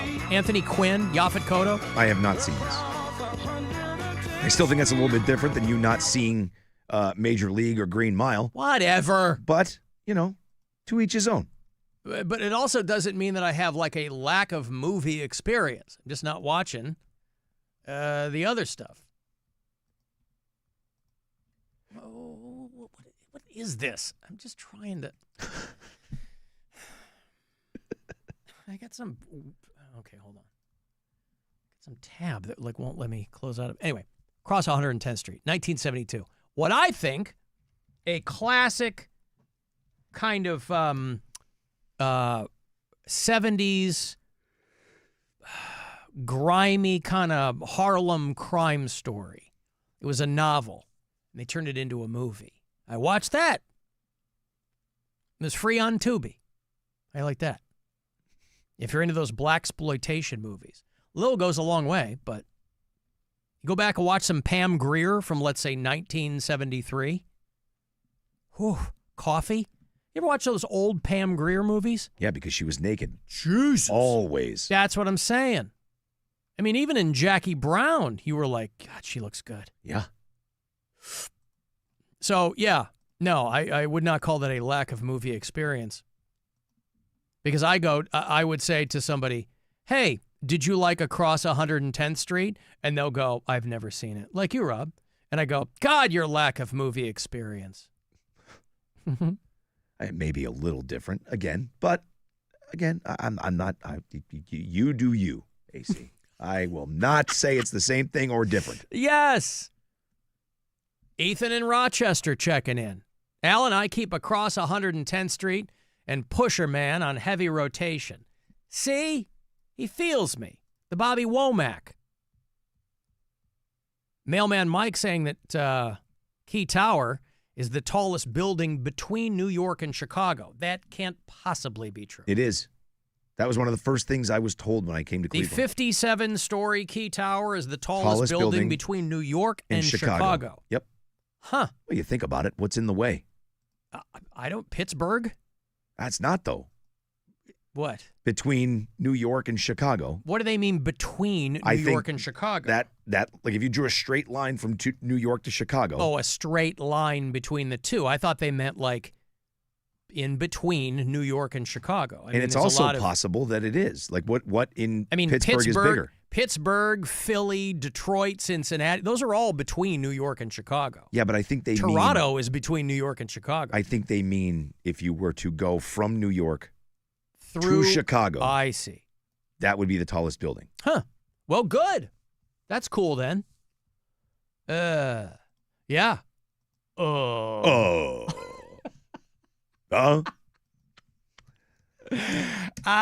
Hey, how about that Bill Belichick? Boy, he greased up and grabbed ankle. Yeah. He's thinking, I know it's one game, but he's got that girlfriend on the brain. You know, he's the coach now at UNC, and they got blown out by, I don't know, some school called TCU. What's that, Top Carolina University? What's TCU? What is that? Hold on. Is it Terrytown Christian University? Is that what it is? Is it Toledo Christian? Are they killing it again? A sellout crowd, right? They want to see Bill Belichick do his thing, and the Tar Heels get blown out 48-14. Texas Christian. Like they were, I got the two of them right. I got the Christian and the university right. Yeah. Isn't Texas Christian University just a little redundant? They probably don't have a lot of Texas atheist universities down there. You already said Texas. Yeah, you did. A sellout crowd eager to get their first glimpse of the new era, North Carolina football, and boy, did they. 48-14. The most points allowed in a season opener in North Carolina history at the hands of Texas Christian University. Well, the Lord works in mysterious ways. Mysterious ways. Yeah, my son, I see Coach. Yeah, that's a lady who calls the games for Texas Christian University. Good for her. She's out there killing it. So it's one game, right? He's got to dial in. But imagine you're all of these people in Chapel Hill who are like, we got it now. This is going to be great. And then they go home after a 48-14 game. But whatever. You know, what's he going to say? On to the next game. Yes, on to the next game. No, he gave the even less caring quote of, well, we're better than we thought tonight. Yeah. We're a much better football team. Much better football team than we thought. And, just going to have to go out there and execute. first drive when it's time to struggle offensively to get points on the board. What in particular, from your vantage point from the sideline, was TCU doing to kind of get you guys out of rhythm from the offensive standpoint? Yeah, look, they just outplayed us. They outcoached us. I mean, they were just better than we were tonight. That's all there was to it. They controlled both sides of the line of scrimmage. Their skilled players played well, and they did a lot more things right than we did. So. Yeah, that guy from Texas Christian University outcoached me. Oh, okay. By the way, isn't Matt Patricia with OSU now? Isn't everybody? Wasn't he one of Belichick's right-hand guys? He was. He flopped in Detroit, but so far they're like, hey, all right. Anyway, listen, if you're somebody who's paying attention to Bill Belichick, we have a lot of bureau chiefs there in the Carolinas, North and South. And so we have to have, I'm sure, a lot of alumni from that school who might be, do you think this might get Tar Heels fans, Rob, to burn their sleeveless hoodies? No. Oh, good. No, I think the shine is going to be on that for a little while longer. Okay. People are still going to love the fact that he's there. Look, whether he's a winning coach or he's not, he really has nothing to prove, right? And on top of it, you talk about being good for North Carolina. All the eyes that are on that town right now, that team, it's great. It's perfect for them. Yeah. Okay. Well, good for them. Were they successful in their plan to trademark Gold Digger? I don't know. Yeah, I was just like burping a little bit. Al and I had syrup on my fingers from eating wings. Your lack of skyscraper knowledge is astounding. I know, right? I'm not, to me, between Chicago and New York covers a lot of, I didn't draw a straight line. Hang on. The U.S. Steel Tower is taller than Key Tower in Pittsburgh. Philly's got taller buildings. That's all I'm saying. Hold on. Did that guy say he had syrup on his hands from eating wings? Yes. I don't get that. CN Tower in Toronto is taller. I don't get syrup. You have syrup on your hands from eating wings. Because some people like syrup on their wings, Rob. Like maple syrup? He didn't specify. What other syrup is there? There's probably all kinds of different syrups. There's blueberry syrup. You ever been to an IHOP? Why would you put syrup on wings? That is an international house of pancakes. Wings get sauce, pancakes get syrup. I don't get this. In my house, we just called syrup pancake sauce. Well, that works. I mean, too, we had to have molasses. I'm lying there. We didn't get syrup. But isn't it just pancake sauce? Yeah, that's what syrup is. That's why I'm saying it doesn't belong on a wing. Who says what doesn't belong on what? What? Today is the first time I've ever heard someone say syrup on a wing. Ever. I've put maple syrup in hot sauce. Okay, but hear me out. Let's go by what they wrote. I had syrup on my fingers from eating wings. Maybe the two are not connected. They have to be. They have to. I mean, I infer that they are, and they probably are. I've never heard of syrup wings. I'm not saying it doesn't sound good. I've just never heard it. Well, you can't say that anymore. I know it. I mean, I'm not a wing guy, so I don't care what you put on there. But this person, what they want, the point they're trying to get across is that my lack of skyscraper knowledge is astounding. Now, if you're talking architecture, okay. Again, if you're talking about the David Lee Roth sophomore album, I know it front to back. And I'll fly that flag. Alan, I like the Belichick memes comparing the score to their age gap. Yeah, I mean, that's the low-hanging fruit. But low-hanging fruit is still fruit. Person checks back in, Rob. Syrup and Thai chili sauce. All right. Are we still talking about the sweet and the spicy? Is it maple syrup? I mean, people put, what about chicken and waffles?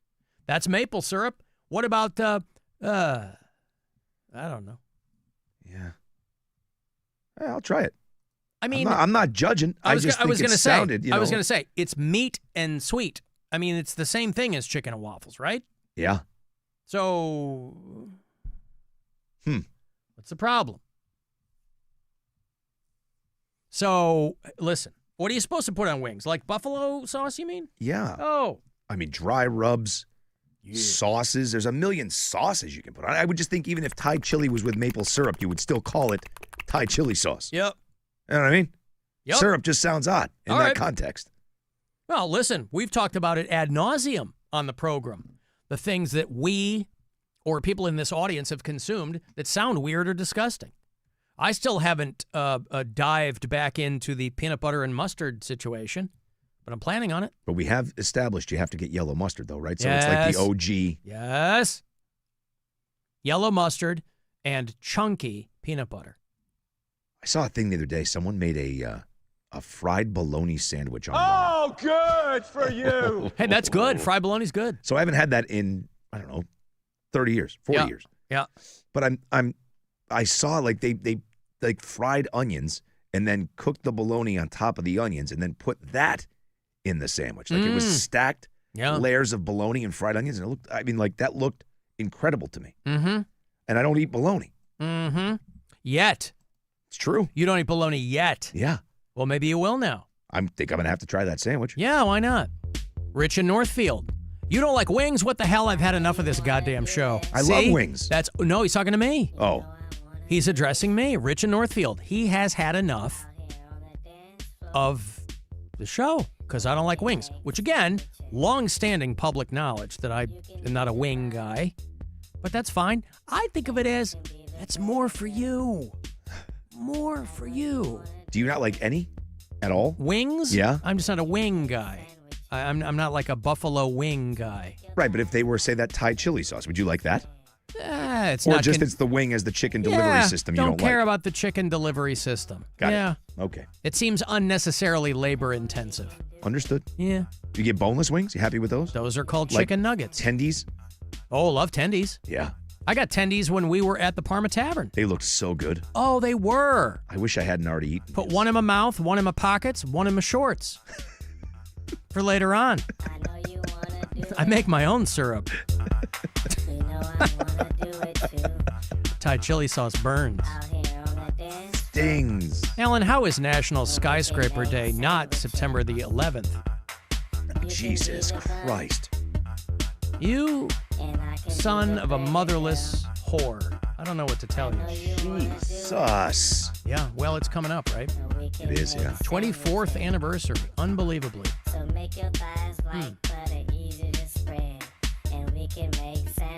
Son of a bitch. Come on, we can do it. Yeah, we can make sandwiches. I know.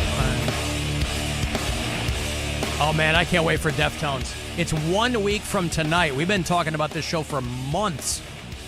Of all the tours to not decide to skip Cleveland, I'm so happy that Deftones are finally coming. The brand new album is out, and they're bringing great bands with them. Idols are awesome. Barbarians of California. That's a side project from the guy from AWOL Nation, but they're great. I think we're playing them on the Metal Show this Saturday night. I want to go see Deftones. It is 1 week from tonight over at the former Romo Fijo. RocketArena.com will have all the details for you. But 2 tickets for you. Be caller 10, and we'll put you there. And I'll see you. 216-578-1007 or 800-348-1007. This is the Alan Cox Show. Everywhere on our free iHeartRadio app or whatever smart device you have.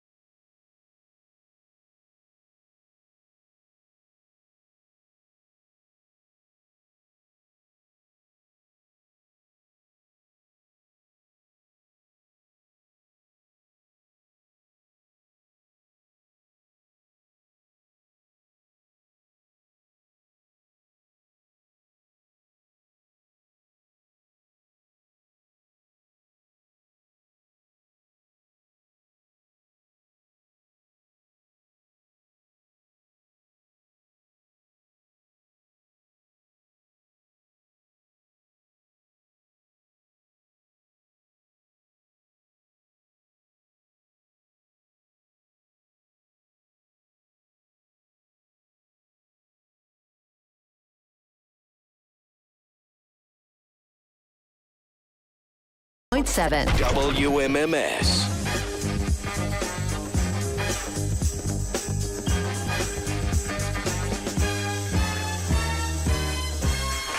Speaking of bare feet,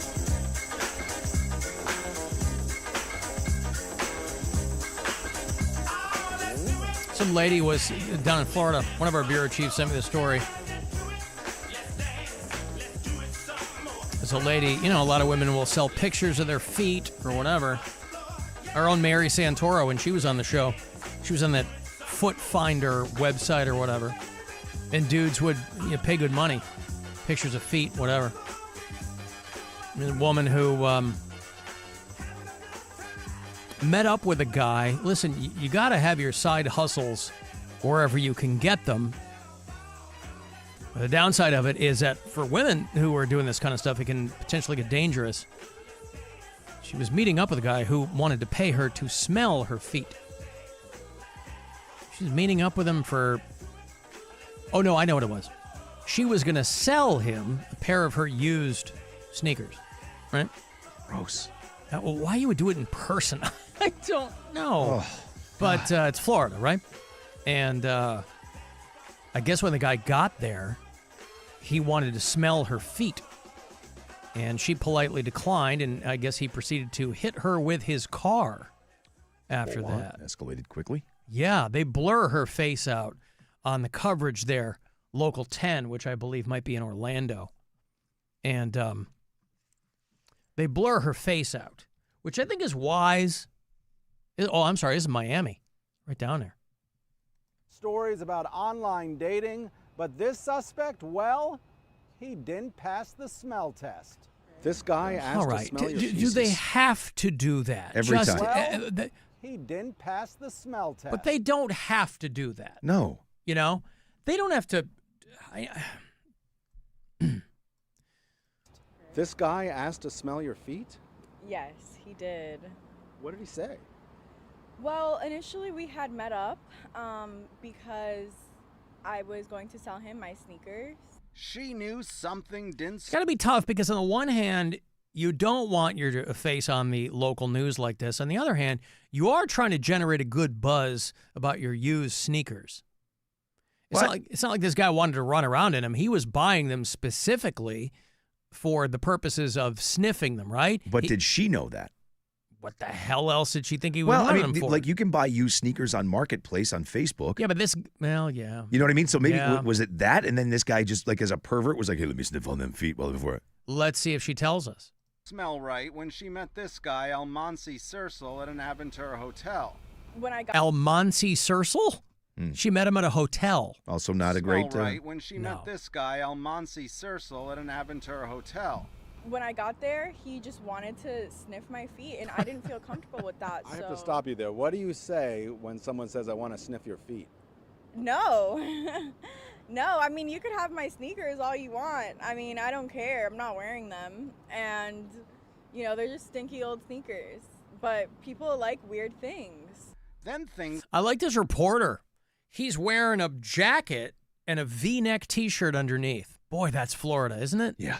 Local Florida television. And I also love that they took that long B-roll shot of her feet, too. Yeah. They're like, She's got a couple yeah? of toe rings on. Make this guy pay for it. We're just going to go ahead and show it to you all for free. This is pro bono. It's got downright scary. She says the suspect runs out of the room. She thinks with her sneakers. I ran after him, and I met him down in the parking garage. She says he ran her over with his car. He did a 3-point turn and actually hit me with a car, ran me over. He ran you over? He ran me over, and by the grace of God, I'm still standing today. She shows us the injuries. I've met a lot of people who have foot fetishes, obviously. And nobody has ever done anything to this caliber. She says she's lucky. To this caliber. By the way, imagine the irony if he ran over her feet. Right? Crushed all of her tarsals and metatarsals. Uh-huh. And she's just got these destroyed, crunchy little pigs after that. That's going to cut down. Now, there's probably a market for that, too. But it's probably going to cut down on your intended clientele. To be alive. You're charged with aggravated battery, a second-degree felony. In his arrest report, cops say after a review of the defendant's background, he's been the subject in other incidents involving the same modus operandi. We've covered a lot of bizarre cases. I've covered a lot of bizarre cases in my day. This is up there. It's pretty bizarre. It was extremely bizarre for me, too. I've never experienced anything like this before. Got her wrist in a So brace. the victim is Listen, man, you're leaving a lot out here. She was meeting a guy at a hotel to sell her sneakers. Mm-hmm. Maybe in the lobby. Maybe didn't come up to the room. El Monte Circle. Boy. She did prep those feet for that interview, didn't she? Sure did. God, she's got the Fresh French petty. manicure on the Yeah. toes. Oh, Yep. yeah. Toe rings. Your feet tonight, yeah, baby. Let me take that flight to where the world smells just like you. Let me breathe in, let me find the truth. I wanna spin your feet tonight, yeah. I mean, this guy just wanted to get Let me take that those piggies up in his Little nostrils. sniffy sniff. I mean, Little sniffy sniff. People like weird things. They're just stinky old sneakers. What do you think the guy wanted? Yeah. I wonder what he told her, though. Hey, I want these for my wife, my daughter. Obviously, a guy is not going to buy used sneakers from a girl that size under the auspices of, oh, they're for me. You're going to go, well, for somebody else. well, it sounds to me like she definitely knew why he was buying them. Yes. That Now whole she's playing dumb marketplace because she thing. got run over. Right. And I think if she was saved by anything, it was probably those two gigantic bolts on her chest. Probably Yummy. saved her from being destroyed by that car. They saved her life. Yeah.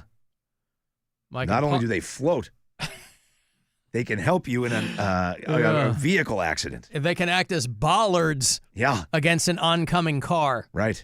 Mike and Parma saying sounds like somebody needs a tow truck. Listen, I'm not going to hate on you. I'll take it for Joke what was it's worth. right there. Yeah, thank well you. done, Mike. Yeah. Yep. Alan, what would smelling a woman's feet in the 1920s sound like? I feel like this bit's gotten out of hand. I feel like, and they know right where my soft tissues are, too, because they know I can't help it. They know I can't help trying, even though it's... Oh, let's smell some feet. Ladies, bring those ankles over here. Let me put those doggies in my sniffer. Of course, in the 1920s, you're not allowed to take your shoes off. You must leave your feet covered. Ah, how about that? Yeah, I got nothing. Alan, she said she went to the room. She's lying her ass off. Did she? She said in there that she went to the room? Yeah. Okay, well, whatever. And then he split with her shoes. And she followed him down to the parking lot. Right, and then he ran her over. And but I still, again, I'm sure it's terrible what happened. But how do you get run over by someone doing a 3-point turn? That's a good question. You'd think you just take a couple of steps Yeah, be like, back. I'm going to go ahead and move out of the way. This guy seems pretty pissed off. Yeah, he's taking off with my shoes. Maybe I'll just, do the time warp again. Just a step to the left. I know I paid extra for these protection devices, but I'm going to step out of the way anyway. These sternum dirigibles have served me in good stead, lo these many years. Yes, my doctor said I was crazy when I said I wanted double Ds, but look at me now. I'm alive. I'm alive, and I've only got a wrist brace to show for it. It could have been much worse. Walter Williams called us back. Oh, boy. Man, he's all over the place.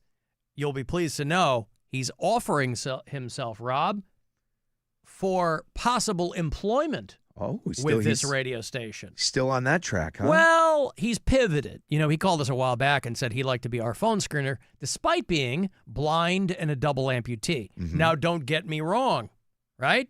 The ADA pretty much says they can do it. But I think he's upping himself now. Well, hello there, WMMS. This is Walter Williams. I've tried to listen to the RMG, also known as Rover's Morning Glory. Bed bugs are nasty, and it seems to be a reoccurring issue. If one were to offer suggestions on a morning show, it would be something adjacent like you could offer personality, such as myself, and possibly a female lead, existential person with expertise in programming. I don't want anyone to lose their job, but if one were to accept suggestions made, please adhere to the subtle, humble suggestions from Walter Williams, an avid listener and an avid rock fan. That being said, to all of whom hear this message, a pleasant day to you. Again, Walter Williams. Yeah. A pleasant day, What the hell was he talking about? Shots fired at RMG is what he's talking about, all right? Well, and it sounded like the programming. Me? If they're looking for a new morning person, him and a female co-host lead. an existential person, whatever the hell he means by that. But I'm telling you what, I love that he feels like he has to leave his name. They better be looking over their shoulder over there. And that he has to leave his name ever. Like, it's just, we know. It's you. We got you. You don't even have to tell, let alone twice. We know it's you. It's Walter Williams. Well, hello there, WMMS. This is Walter Williams. Well, listen. Oh. Huh? Again, Walter Williams. Again. See, he bookends it. He's smart. Just in case right? you forgot. What did they always say about Chevy Chase? That's how he blew up off SNL, because he was the only guy every week saying his name. He was doing update. I'm Chevy Chase and you're not. Ha, ha, ha. But after season 1, he was the only guy everybody knew because he said his name. Something so simple. Walter Williams has at least taken that small bit of media training. I don't know what he means by existential person. But maybe it's not what I'm supposed to know. Oh. Huh?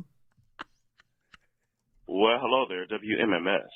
This is I do like his hot take about how bed bugs are gross.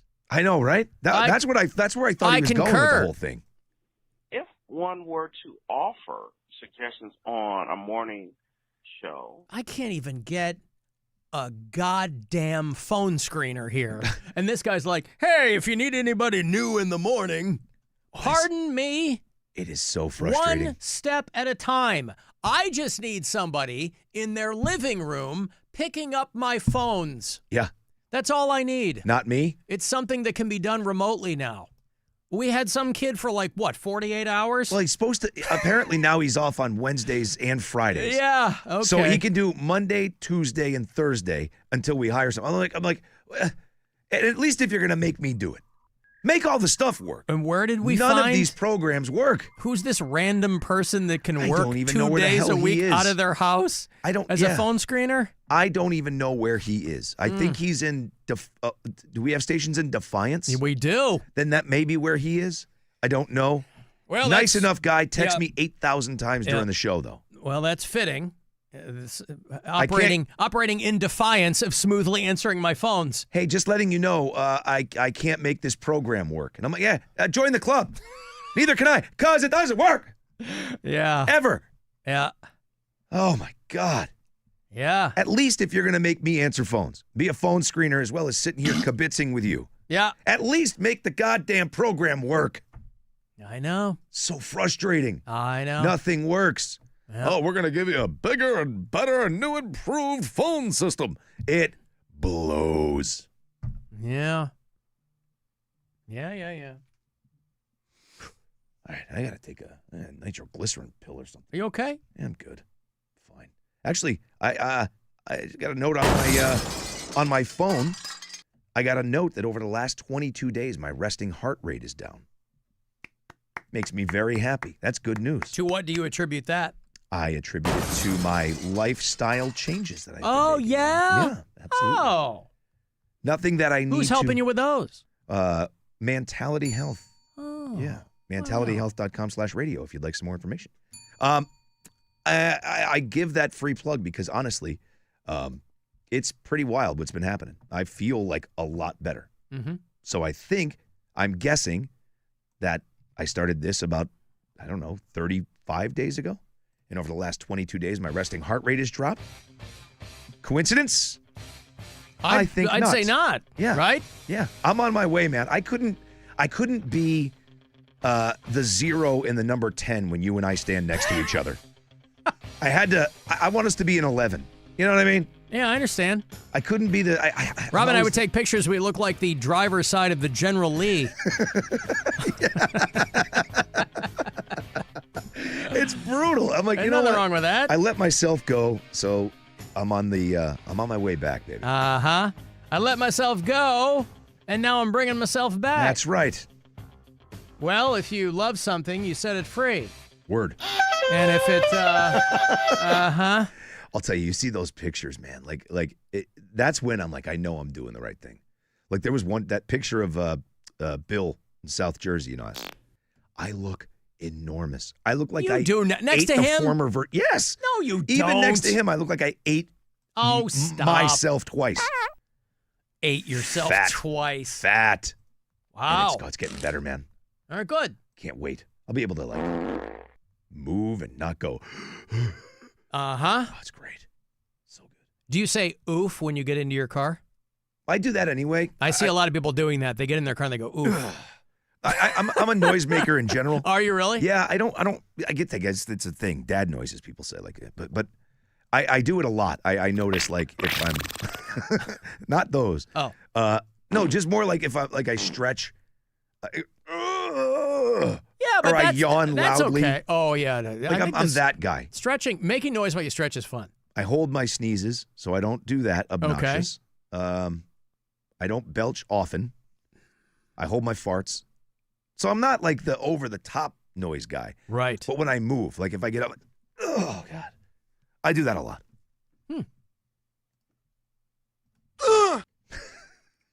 Happens to David Lee Roth, too. Dave, are you a noisemaker? Yes, I am! Yeah, all right. Somebody texted, God forbid Alan is the morning guy. I can only tolerate you in the afternoon when my day is already ruined from being burned out at work. You should be so lucky. Please, huff my taint. You think I'd come in here and do mornings? Please. Already done all that. No thanks. This is a sweet gig. Listen, I think it's great that you are getting yourself into a different shape. Yeah. Right? Yeah, round was it for a very long time. Mm-hmm. But I've done this, you know what I mean? Like I got pretty bad for a while, my early 30s. And then I just completely locked everything down. I didn't drink for 8 months. And that's usually my thing. Like that's what I do is I drink. Like that's where I get my empty calories. But I didn't drink for 8 months. I lost 50 pounds. And I gained 40 of it back now, you know what I mean? So now I'm going backwards the other way. I'm it's 18 pounds I'm down right now even. I always feel like that's the easiest way to do it, too. The guys are like, yeah, I stopped drinking beer. I lost 30 pounds. I'm like, yeah, I'm not that guy. I'm not a guy that could just lose weight from stopping drinking beer. That's Right. not part of it for me.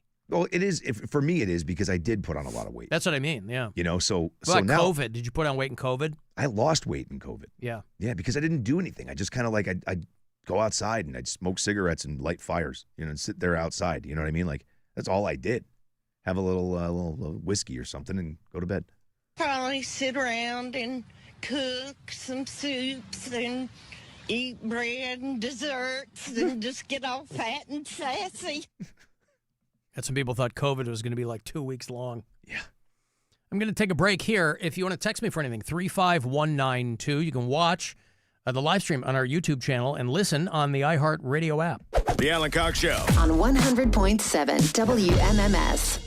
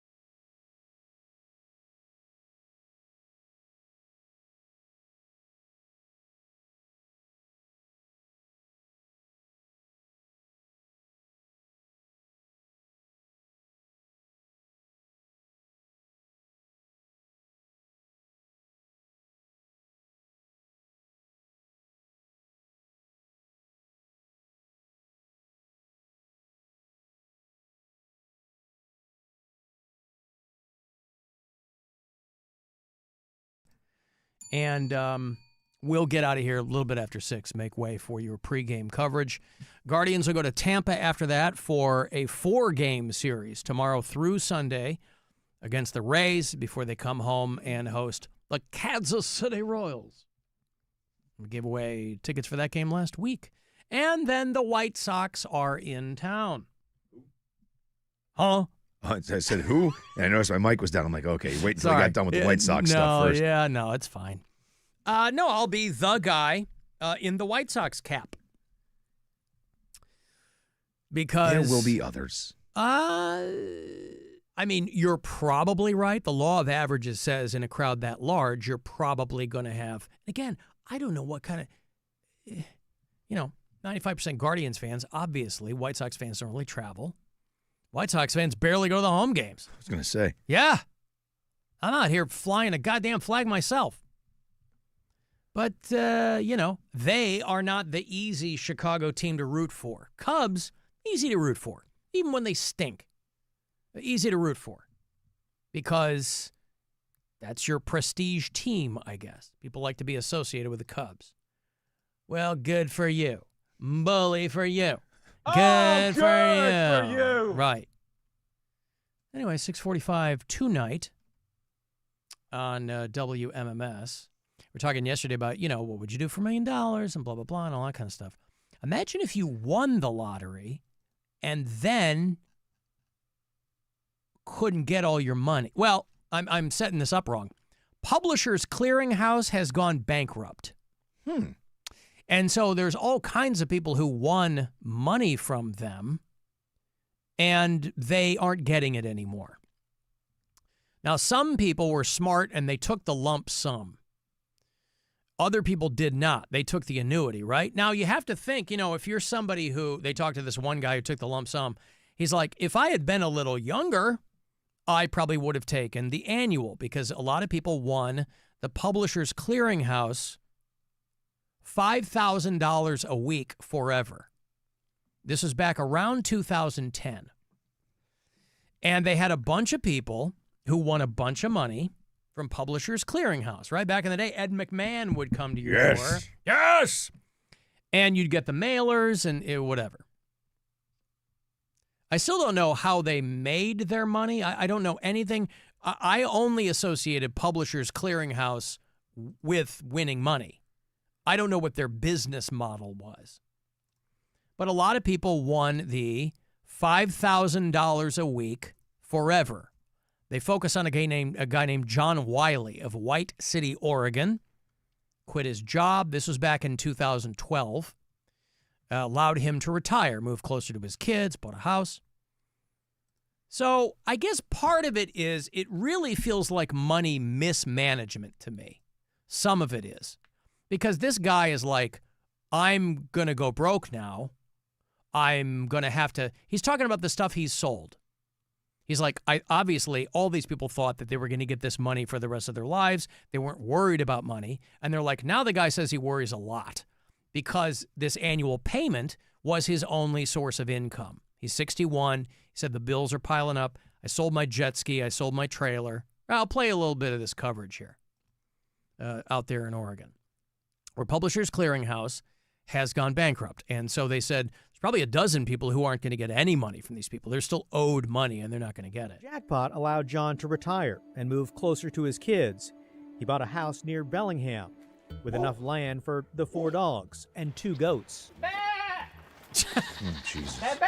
Earlier this year, John expected his forever prize payment to arrive, as it always did, $260,000 direct deposit. But the money never came. And in April, Publishers Clearinghouse filed for bankruptcy. I thought, why didn't somebody at least give me a heads up? Hey, we're going out of business, something. But no, it's like somebody just cut the cord and I'm falling. With no annual prize payment, the 61-year-old is scraping by. He relied on that income. It was his lifeline and was supposed to be forever. Sold my jet ski, sold my trailer. I had a little bit of money left over, and that's what I'm living on right now. John's had trouble finding work, and the bills are piling up. I'm pretty sure I'm going to lose my home. And he's not alone. February 28th, and the Prize Patrol is in Cottage Grove. Okay, so there's this guy, and now granted, they went bankrupt. There's a lot of people who are supposed to get this money who aren't. What I'm saying is this guy has been getting this since 2012. Right. So for 13 years, he's been getting over $250,000 a year. That's over $3 million. Let's take the taxes out, right? He's probably still clearing $2 million, and this guy's broke. So that sounds like mismanagement to me. I mean, it really sucks that they're going bankrupt, but how do you not have any money? And again, they show this guy's house. He's not living some opulent lifestyle. I'm going to lose my home, all this kind of stuff. It all sucks, but I'm like doing the math. They go, oh, every year he gets $260,000, and he won in 2012. Like, that's a lot of money. There are people in this thing who aren't going to get any money. You know, this other couple they talked to in Oregon who are like, they're both disabled Army veterans. So they're like, yeah, this money was great. And so now they're just relying on their disability payments or something. So I don't quite understand it. You know, the one guy they talked to who took the lump sum, he's like, I'm glad I took the lump sum. Because they always tell you it's probably better to get, you know, that way you won't blow through it. But then you have to worry about stuff like this. If they go, you know, like if it's a state lottery, you're more than likely going to get all that money. But Publishers Clearinghouse, you know, one guy they talked to from Prestonburg, Kentucky, he won the $5,000 a week for life. He took the lump sum. So he took $3 million. He's like, he was a 71-year-old guy. He's like, if I had been a lot younger, I would have taken the payments. But he got all his money. Yeah, but I still, like, I get that they want to put the oh, woe is me story out there. But, like, that's on that dude. I just don't know how you lose that money. I don't know how you I do. You live outside of your means. Yeah, but again, they show the guy, his house looks like a house in the middle of the woods. 4 dogs, 2 goats. I had to sail my jet ski. Well, who knows what else he has? Oh, you're saying he's got goat money. Yeah, I'm saying he's got goat money. I'm saying he's got weird rich guy money. Okay, so what he's doing is he might have a pontoon boat that he doesn't want to sell. And he might have a trailer down by the pontoon boat that he doesn't want to sell. So now, I mean, look, I empathize. I get it. But he's like, I don't know, work is hard. Well, yeah. Hey, go get a job. Figure it out. You can do it. Everybody can do it. No one's going to give you the money now. Well, he's like, I'm 61, and he's got such an employment gap now. He's like, now what the hell am I going to do? Go to Walmart. Don't hold out for a management job. There's jobs go. I don't know, dude. Yeah. Drive a truck. Well, no, he's going to have to do something. Employment gap. Well, that is a thing. No, I know that's a thing, but you just tell people, hey, why didn't you work for the last 15 years? I was getting $5,000 a week from Publishers Clearinghouse, so they pulled the rug out from under me. Can I drive your truck? Yeah. Cool. Thanks. Yup. Pud. Isn't truck driving, though, for a lot of people, like you got to put money up front? And I guess that's if you want your own truck. Yeah, I think you can. Like they're trying, even, you know, for a long time, especially for immigrants, right? For a long time, truck driving was a thing, not a lot of barriers to entry. It was like a pretty solid job for a lot of people. And now, like, companies they're racing against the clock to automate trucks. And so, like, a job that for a lot of people was not a bad way to make a living, some of that's going away. Not yet, but these companies are like, oh, wait till we automate all these trucks. Like, oh, okay. But yeah, if you have been pulling in $260K for the last 13 years, that's a lot of money. And that's on you. Yeah. You know what I mean? And I get it. It sucks. You were expecting it to be different. But every one of us expects something to be different. I thought I was going to be a starting center fielder for the New York Yankees. I'm not. You still can. I'm Rob. not. Oh. Never going to be. He said he just wishes he had time to prepare for the lost income. Man, I think I would sock that stuff away. I know it's just a different mindset. We were talking about this yesterday. Those television shows like The Lottery ruined my life.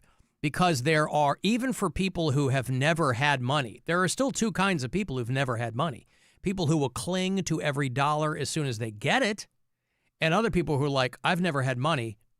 I'm going to go hog wild. That's me. And those are the people who, see, I'm the guy, because when I was growing up, I started working real early. I started working when I was like 14, 15 years old. And at that age, you're getting paid on the table. So I always had cash in my pocket. And my parents used to tell me, like, money burns a hole in your pocket, because I was just plowing through it all the time. And then I started waiting tables doing fine dining, and I had a ton of cash from tips in my pocket all the time. I'm in high school walking around with like $500 in my pocket, right? My parents were like, you should really sock that away because college is ahead of you. Not for like tuition and things like that, but just for like money, to have money. And so for a long time, I was not good with money at all. Yeah. And then you get into this business and you make $0 for about a decade. And you're like, oh, I got to figure this out. So the people who like win, if I won the lottery, man, I would account for every friggin' dime. Yeah, see, that you're better than I am. I understand people going, I'm going to buy a jet ski. I'm going to buy this. You know, you buy a couple of things that's not going to make a dent in the money. But then it's the people who are like, you know, some people maybe make bad investments. You can't see that coming. You know, oh, my cousin has got an app he's developing. I gave him $100,000. The thing flops. Or these dummies who put it in crypto or what, right? So somebody else can get rich. I don't know. But it seems to me, boy, that, you know, sucks for this guy, but it seems like you've been making over $250,000 a year for a dozen years. Yeah. And you're like, I got to sell my house. Really? So, yeah, Publishers Clearinghouse goes belly up. But they said they're still going to do contests. I don't even know how that works. But what are they going to give away? Don't know. Magazine subscriptions? That's what they made their money doing back in the day. Is that what it was? Yeah, and as magazines stopped being sold, guess what? Yeah. Like Office Space, My Orlando Jones. Would you like to buy a magazine subscription? So, you know, back in the day, a guy who worked for Publishers Clearinghouse, he's like, you know, a long time ago, they would protect winners. They had like money up front. They had secure accounts or insurance, things like that. And they're like, they got a little bit more freewheeling then. But they always tell you, if you hit one of those prizes, you know, $5,000 a week, $10,000 a week for your life, take the payout. Because if you're doing it based on what if you get hit by a bus the next day? Your family's got nothing. Yeah, yeah. You know, it's so dumb. Bad decision after bad decision for that guy. Alan Ed McMahon and Publishers Clearinghouse is the Mandela effect. He never worked for them. No, but he was their spokesperson. He was the spokesperson for a company called American Family Publishers. He was not the Publishers Clearinghouse guy. Really? Yeah, we Mandela affected ourselves. No way. American Family Publishers was Ed McMahon. With Ed McMahon and Dick Clark back in the day. Just weeks from now, Ed McMahon will be congratulating American Family's new multi-millionaire. And you may be the one.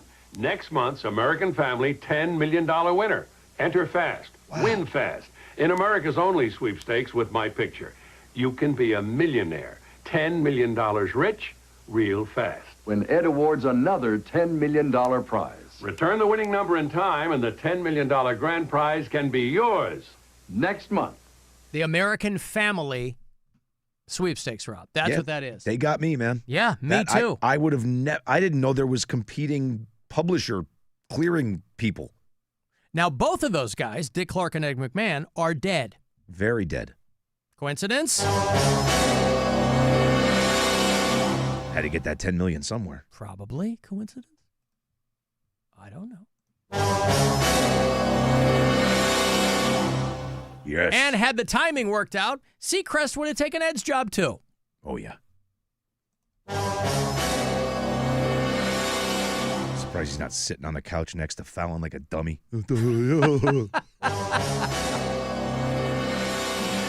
Yeah. Alan, I saw Tia at 314 on the blacklist. Saw a story where a couple won $1 million from Publishers Clearinghouse. After the taxes, they got $200,000. It's still $200,000. It is $200,000. I think if you win $1 million, that's not life-changing money. You're going to get $200,000. It ain't hard to blow through $200,000. That's why, like, if you know, the people who win the Powerball, or, you know, if you pull in 8 figures or something, that's where you can kind of be a little frivolous on a couple of things. But if you get $1 million, yeah, you're not going to take a ton of that home. But if You you're gotta be smart, really if you're smart, really careful, take half of it, sock it away, or invest it, or whatever. yeah, just keep working. Don't Yeah. live outside of your means. You start a bank account with $200,000 in it, you're going to be okay. Well, what they tell you, though, is when you take the annuity, you get more of the money. Yeah. Because it's taxed differently. But you have to weigh that against, listen, the state, by and large, is not really going to go bankrupt, but who knows? Somebody will always find a way to screw you if they can. But my point is, I understand you're losing a lot of money, but it's money you didn't have. Like I get mad at how high they'll tax a bonus rate or they'll tax whatever. Like that annoys the piss out of me because they're taking so much more of that than they would your normal taxes. Yeah. So I think that's stupid. But if that's earned money.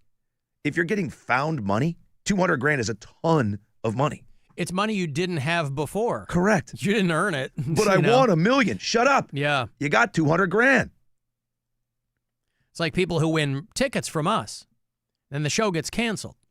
Yeah. Hey, can I get something else? No. No. It was a luck of the draw. What are you talking about? No. Remember those free tickets? Yeah. The show's not happening anymore. Sorry. No, it's not a swap meet. You can't lose something you didn't have. Alan, you should hit up that guy in Oregon. See if he wants to be the Alan Cox Show phone screener. How about that? Nice job. It can be remote. Yeah. You just tell everybody about how Publishers Clearinghouse screwed them. Alan Cox Show, who's this? That's Paul. Hey, Paul. Publishers Clearinghouse, they're still around. Don't talk to them. They'll screw you, boy. Yeah, They were giving me money every year for life, and now I got nothing. John, was it? Yeah, Can I John, talk to yeah. Alan, please? Yeah, hold on. I'll tell you what, I'll put you on hold or whatever, but this guy, once he talks to you, just remember, he ain't never John, he ain't never John, get screwed by Publishers John, Clearinghouse. I just want to talk to Alan. I'll put you on hold. Hold on. I don't want him to screw you like Publishers Clearinghouse screwed me. Oh, my God. I just want to talk to Alan Can about you the sit on hold for a goddamn while? Browns, please. Can you sit on hold for a while so you don't get screwed like Publishers Clearinghouse screwed me? I'll just call out back of my later. money? All right, thank you for I'll calling. call back on Monday, Wednesday, or Friday when Rob's answering the phones. Hey, that's a good plan of attack. Good plan of attack. Story on the news today, Alan. 10 teachers in Ashland won $1 million from the Powerball last week. After taxes, they all split it. They each got $72,000. That's great. I mean, that ain't bad. It's That's not bad. $72,000 you didn't have before. And sadly, being teachers, that's probably more than they make. Yeah. So you just got a year's salary. Put it in the bank. Forget it. Keep Yeah. working. You just got a huge bonus. Congratulations. Yeah. Nothing to bitch about. Yeah. I would give at least one of my balls for someone to give me $72,000 right now. One of your balls. Why not? I'll give them both. I'm already fixed. Wow, how about that? Ladies. For $72,000? Yeah. Yeah, take one. It's yours. Wow. How about that? Huh. Well, that's good to know. Now, ladies, you know, and guys too, I guess, you know the price Rob has put on his balls. Yeah. All right. Money talks. I guess so. You can put it in a little those liquid things, you know. The nudicles. Yeah. Yeah. Like dogs get. Right. I can balance out the sack. It's fine. Worked for Kruk. Hey, Alan. Rob. So a couple of years ago, my then girlfriend, now wife, sent me a meme on Facebook that posed the question, would you sign a document in front of your family for $3 million? Yep. And she said that she would be a slurping and a grinning. Oh, God. So I married her. Okay, love you, bye. I married her, yeah. I didn't have to think about that one. She's a keeper. Mom and Dad. How did the two of you meet? Well, you know, I asked her a hypothetical. She would sign a document in front of you guys, my beloved family, for $3 million. And she said, and I quote, a slurping and a grinning. Mm-hmm. It's so folksy, too. What a way to put it. You know? She wasn't, anybody else could easily say, yes, of course I would do that, right? A quick affirmative. She wanted to put a little zhuzh on it. A slurping and a grinning, honey. And so he's like, I got to wife you up. Oh, yeah. Of course, the joke's on him. A lot of times that stuff stops. That's why they smile on their wedding day. They know it's the last one. That's correct. Yeah. Alan, I once waxed my armpits on air for Mushroom Head tickets, and then the show got canceled. Was that on this show? Boy, I hope so. Waxed my armpits on the air. I mean, that seems like, Mushroom's Head's good, but I don't know. Like, Yeah, is that big of a deal? Grows back. Well, the legendary Cleveland band. No, I mean the arm, like shaving or that's waxing right. your armpits, right? Like it sucks, it hurts, but I don't know. Like people get tattoos for grilled cheese sandwiches. Like I mean, Are you ready, baby? They were doing that, weren't they? Yeah. Not anymore. I think Talk about about those getting people. They screwed. got the melt tattoos. Jesus. You want to go see Steel Panther? We did the Triple Xmas with these guys a long time ago. Steel Panther's great. They are on the 15th anniversary. Take two. The 15th anniversary tour for Feel the Steel. And it will get them here on the 23rd of next month. Thursday the 23rd out at MGM Northfield Park. Steel Panther. They'll be doing this one, The Shocker, and Glory Hole, and Community Property, and all the hits, I have to assume. Ticketmaster.com will have the details for you. You can get this pair of tickets for being caller number 10. Good luck. 2 for Steel Panther next month. Always fun. 216-578-1007 or 800-348-1007. It's the Alan Cox Show. Everywhere on our free iHeartRadio app. Or whatever smart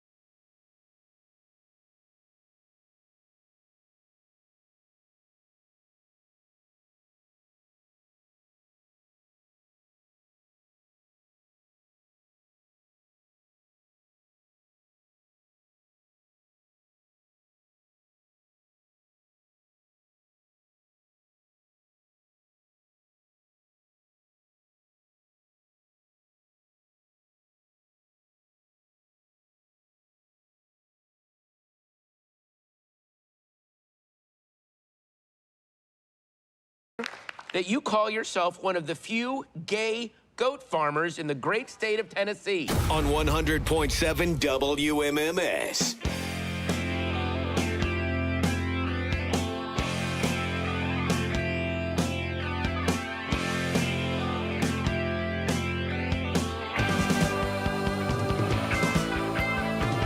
It's a Boister cult from New York State.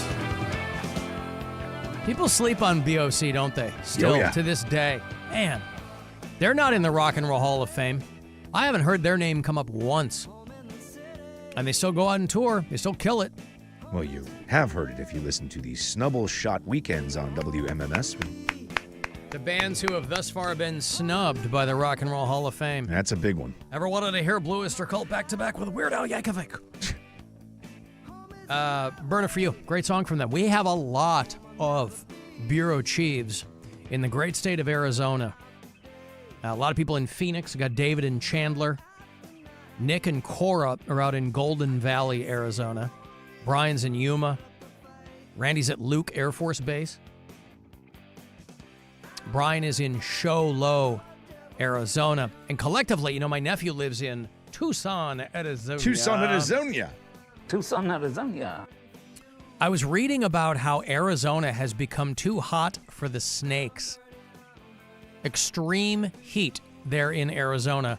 This is no new development, by the way. It hasn't stopped retirees from moving to Arizona. They're quickly running out of water. Has not stopped people from moving out there. But people who study snakes and their environment are like, yeah, it's getting too hot out there for snakes. They literally have hot snakes out there. I have hot snakes, you guys. What's hot snakes?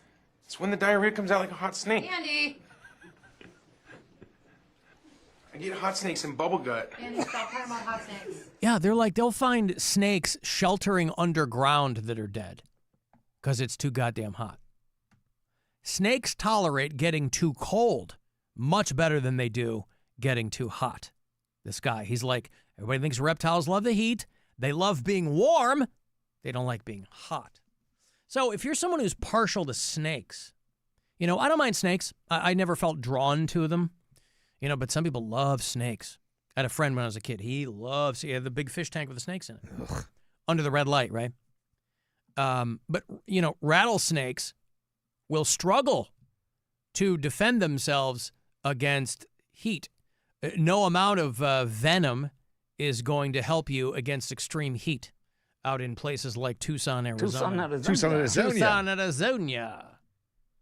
And so the snakes are in trouble. I don't know what the F is going on at Burning Man.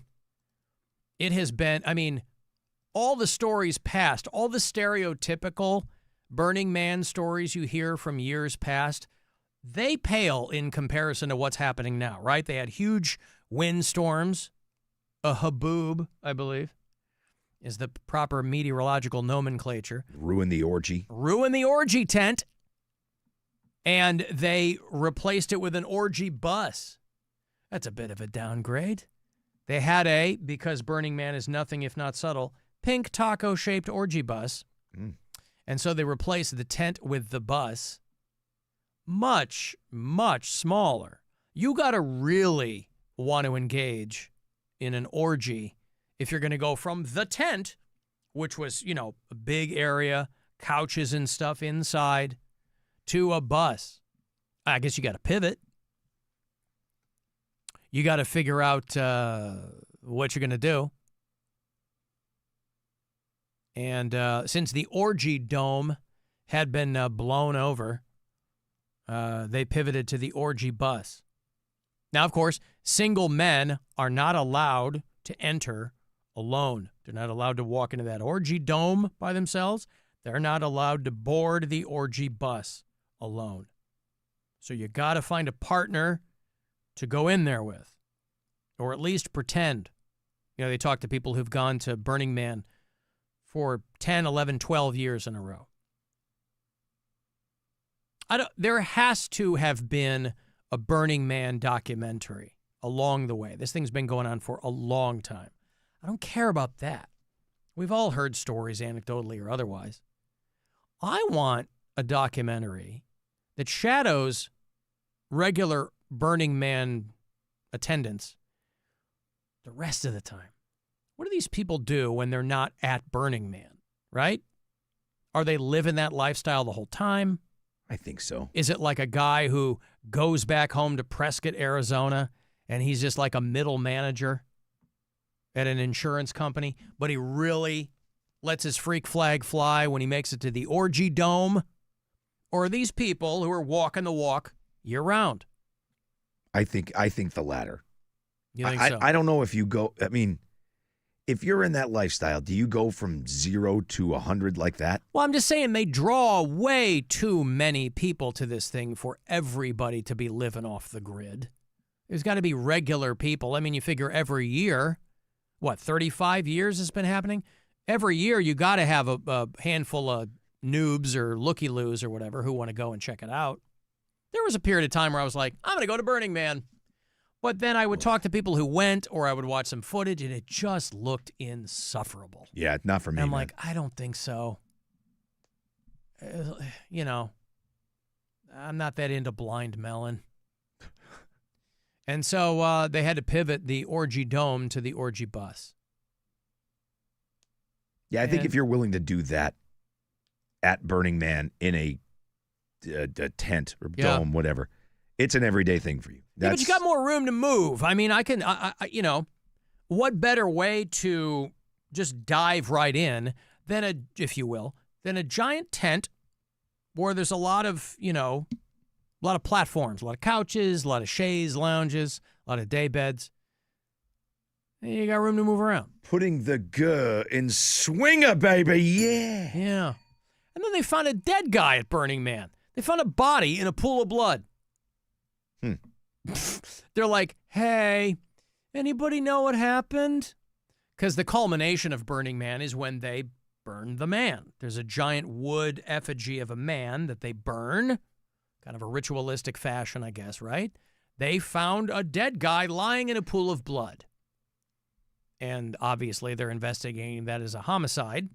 And so they're like, hey, anybody have any information as to why there's a dead guy in a pool of blood on the last night of Burning Man? An event participant flagged down a sheriff's deputy. And they found a man, quote, obviously deceased. Obviously. Yeah, white male, 35 to 40, 6 feet tall, 200 pounds, with short brown hair and facial hair, lying in a pool of blood. Now that's a movie. Murder at Burning Man. That's a great movie. I'd watch that. Yeah, we've got someone lying here in a pool of blood. Are they suspecting foul play? He's got nothing but tank girl goggles on and a butt plug in. He's wearing a foxtail. Yeah, he's got a foxtail, aviation glasses on. He's wearing a crystal butt plug. And a mesh T-shirt. Yeah, not even that. He's just, you know. Oh, that's good. Does he have anything in his grip? Is there any, yes, he has himself in his grip. Any clues? And rigor mortis has set in. So it's like I'm a curious enough person where I go, yeah, Burning Man would be cool, but it seems like a lot of work. Like, it takes days for some of those people to get out there. That might be an exaggeration, but like, you know, you might have seen aerial photos of like the semicircle of how everybody parks, and just getting out of Burning Man just seems like, oh my God, you just want to get the F out of there. Nevada's Black Rock Desert is where it happens. These people take kids. Not with a gun in my mouth. Well, there's a lot of things I would do if I had a gun in my mouth. No, pull the trigger. Wow. That's a slow death for me going to that crap. Burning Man. Yeah, just take me out. Huh. The Now epitome of a crap time for a guy Now like we've me. got 2 dead bodies in a pool of blood. Yeah, that's probably what happened to that guy. He's like, why am I here? Somebody just shoot me. You know what? I don't want to wait in the car that long. Yeah. I like the people who are there to volunteer and assist in like being helpers and security and stuff, but basically all they have on is the blue vest with the reflective thing on it. They're wearing like mesh leggings and their ass is hanging out. But it's an opportunity for people to, I guess, be themselves, or I don't know. 80,000 people. Right. Nope. No. Yeah. I don't think I'm that curious. Because what would you do when you came back? Hey, I went to Burning Man. Everybody around you would go, cool. Yeah. Hey, neat. Hey, you want to hear about it? Nope. If I wanted to, I would have gone. I thought you smelled funny.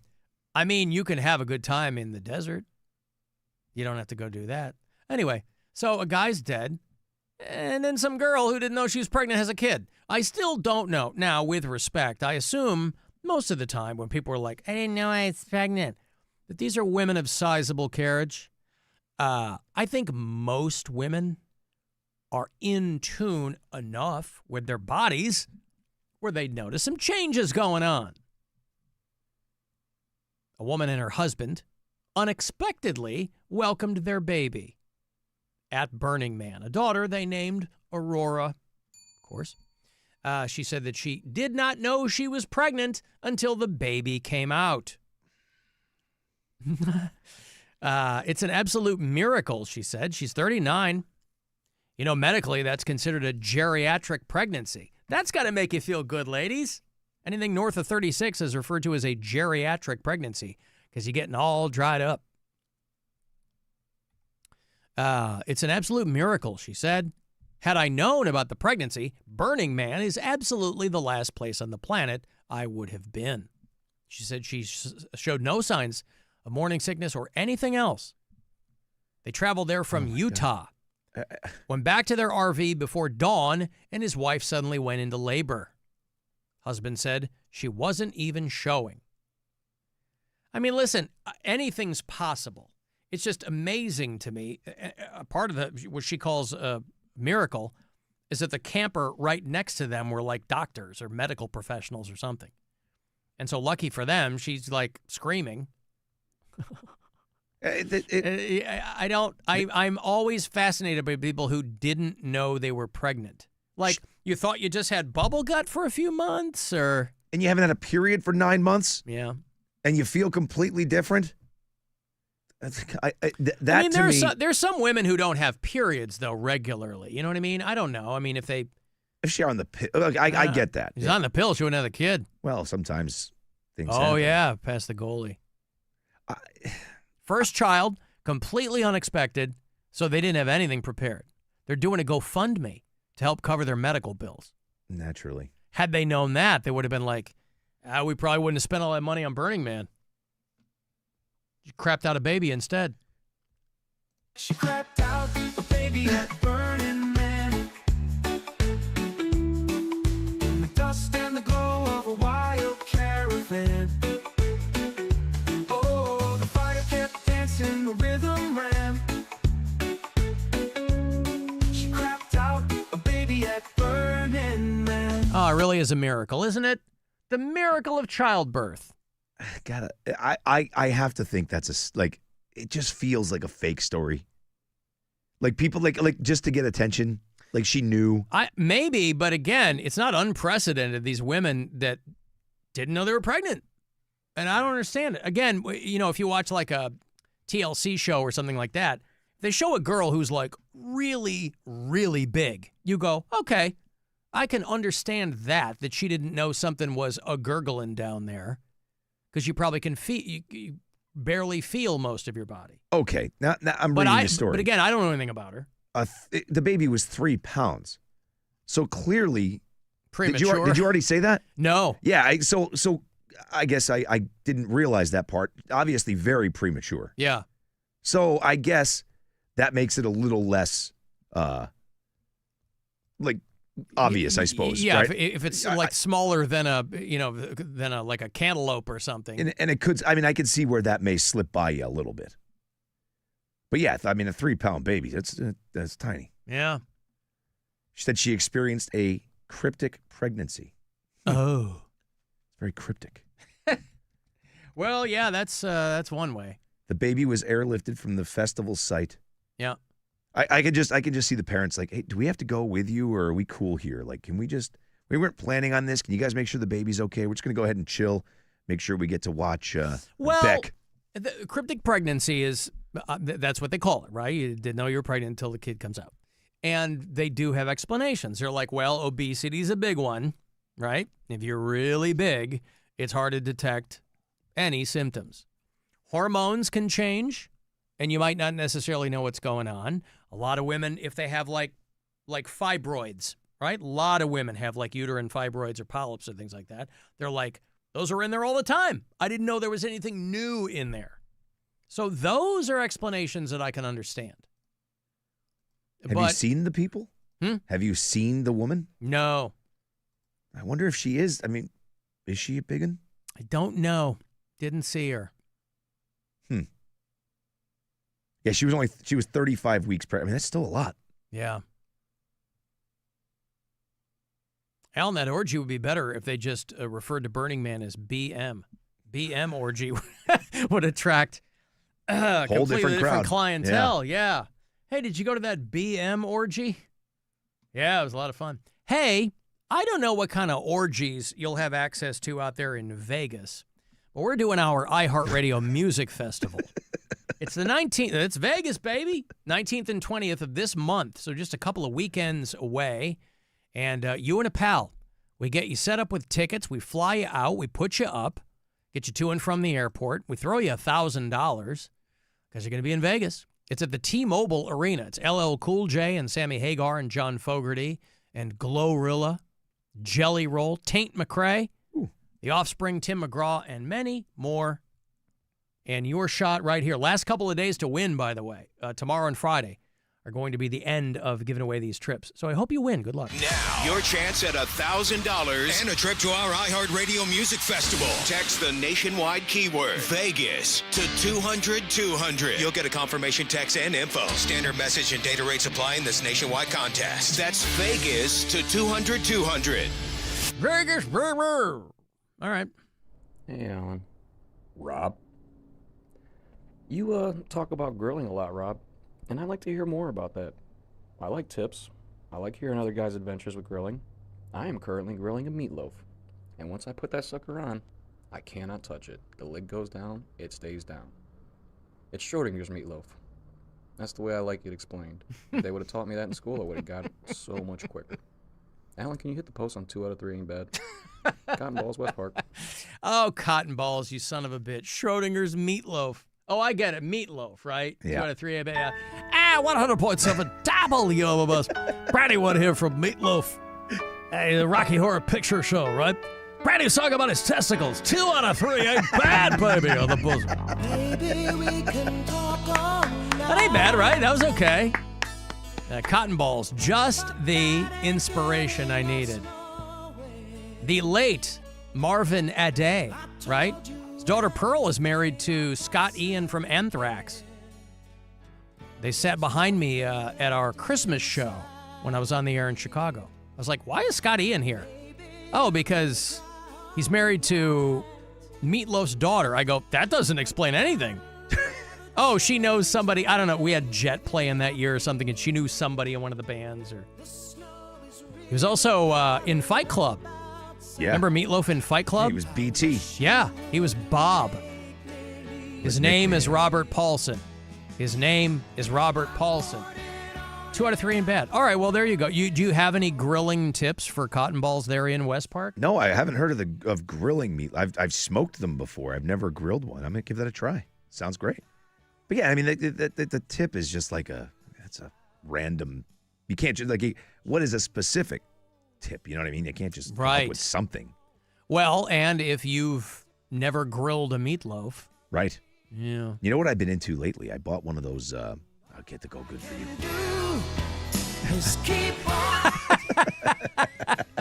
Into what? I bought one of those pizza ovens. Oh, I know. You'd been coveting one of those. Yeah. So I bought one. I've been into that. Is that one of those metal, like, you put it on, what do you put it on? Right now it's just on a table. Yeah, okay. It has feet, you know what I mean? So yeah. But it gets hot so fast. And yeah, I've finally gotten the pizza part down, and there's all these different, like you can do, roasted chicken, all that stuff in a wood-fired oven. So I'm having a blast with it. I think I went into Labor Day weekend thinking I was going to smoke something in the Traeger. You said you were. And I didn't. I just didn't. When the day came, I was like, ugh, Because we went to Nine Inch Nails the night before. I'm like, what am I going to get up and rub this thing? And I say that every morning. And I like all kinds of meat. Well, I like chicken. Chicken is finger licking. I like ham. I like ham. Hot damn. I like pork. Well, I guess people do from New York like pork. And I like beef. Oh, me. I like beef. And I like bacon. Ooh, the world is shaking. 'Cause I like my bacon. And I like turkey. I like turkey. Oh, it makes me feel perky. The Alan Cox Show on 100.7 WMMS. Rover's Morning Glory. Jeffrey just walked in a little bit late today. Why are your knees all dirty? What's going on Were you there? on your knees? That's why I was late. Funny. Did you fall? No, I didn't fall. Were you on the ground in the parking lot? No, I wasn't on the ground in the parking lot. What was the dirt? I had been down to pick my phone up from my floor in my apartment. Your floor's that dirty? I got hardwood floors in my apartment. You saw how much dirt was on your knees, right? And my wife, she spent all morning cleaning my apartment. Oh, okay. When did you bend down? Today or yesterday? This morning. So how did she spend? Yeah, I think she may have missed a spot. Rover's Morning Glory. Weekdays on 100.7 WMMS and 24/7 on our free iHeartRadio app. Nobody makes it easier to make your car last longer. Hey, it's Alan. It's back. Hurry into your local McDonald's restaurant for a $5 sausage McMuffin with egg meal for breakfast. It includes a sausage McMuffin with egg sandwich, hash browns, and a small coffee. The deal is back once again this year. It's only available during breakfast hours for a limited time. You get a delicious breakfast to start your day. Order ahead in the McDonald's app. They can prep your meal while you're on the way. You choose curbside, front counter, or dine-in. Saves you time during a busy morning, and you get incredible savings every day. So hurry into McDonald's. Prices and participation may vary. And Doug. Limu and I always tell you to customize your car insurance and save hundreds with Liberty Mutual. But now, we want you to feel it. Cue the emu music, Limu. Save yourself money today. Increase your wealth. Customize and save, we say. That may have been too much feel.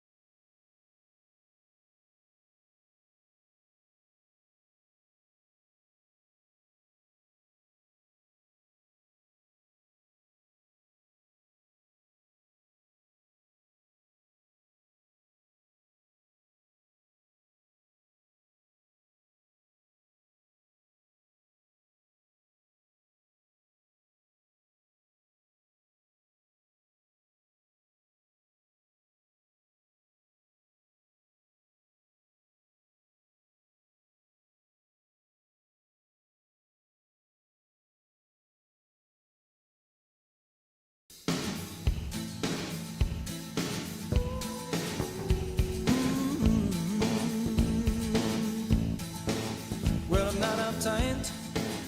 Not unattractive. Turn me on tonight. 'Cause I'm a radioactive.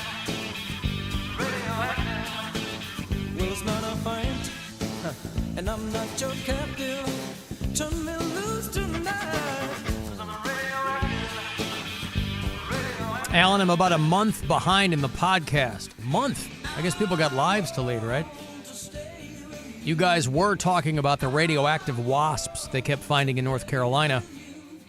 I work in nuclear chemistry, and your highest concentration of radioactive exposure comes from the sun.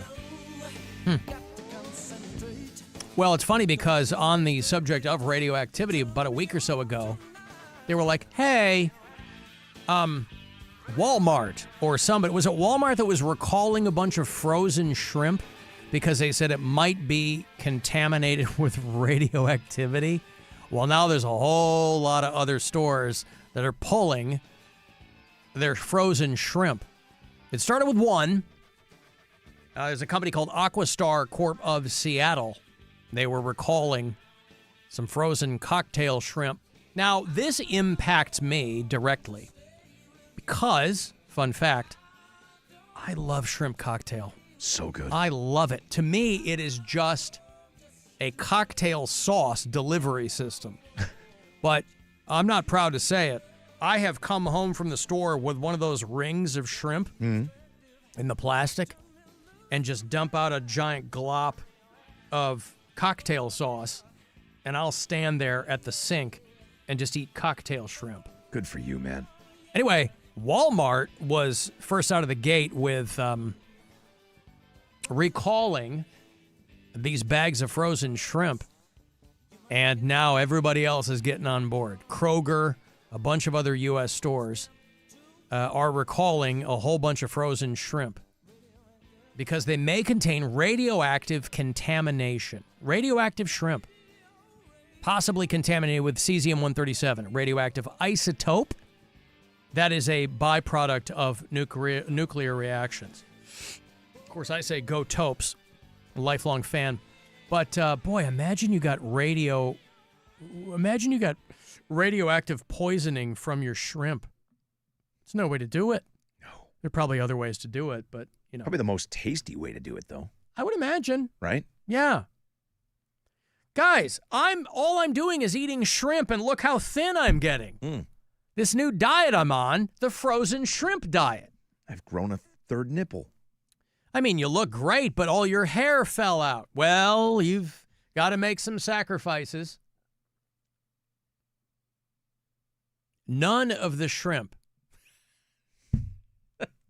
that triggered the alerts tested positive for cesium-137, but they are, out of abundance of caution. We are living truly in the stupidest timeline. We really, really are, right? All these people that think it's amazing and what a waste of time and resources to have any kind of guardrails whatsoever, right? Environmental factors, companies can do whatever they want to do. Let's log the national forests. This is what you're going to get. Hey, your frozen shrimp might be radioactive. Cool.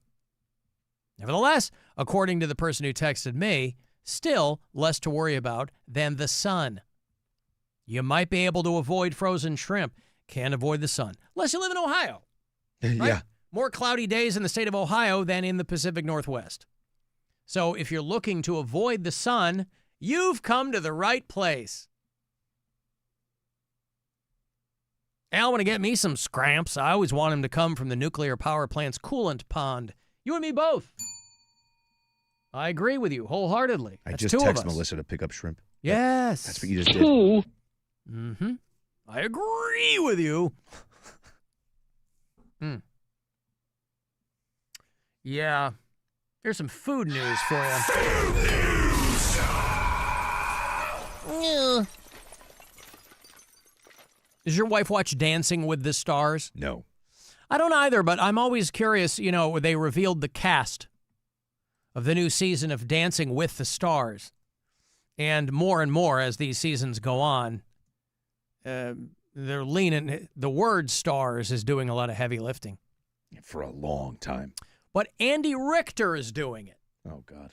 I like Andy Richter. I love Andy Richter. I hate that he's doing that show. Well, it's a good one. I just listened to his podcast on the way to Yellow Springs. We went to see Dave Chappelle a couple of weekends ago. And on the way down, listen to Andy Richter's podcast. He was talking to Joel McHale.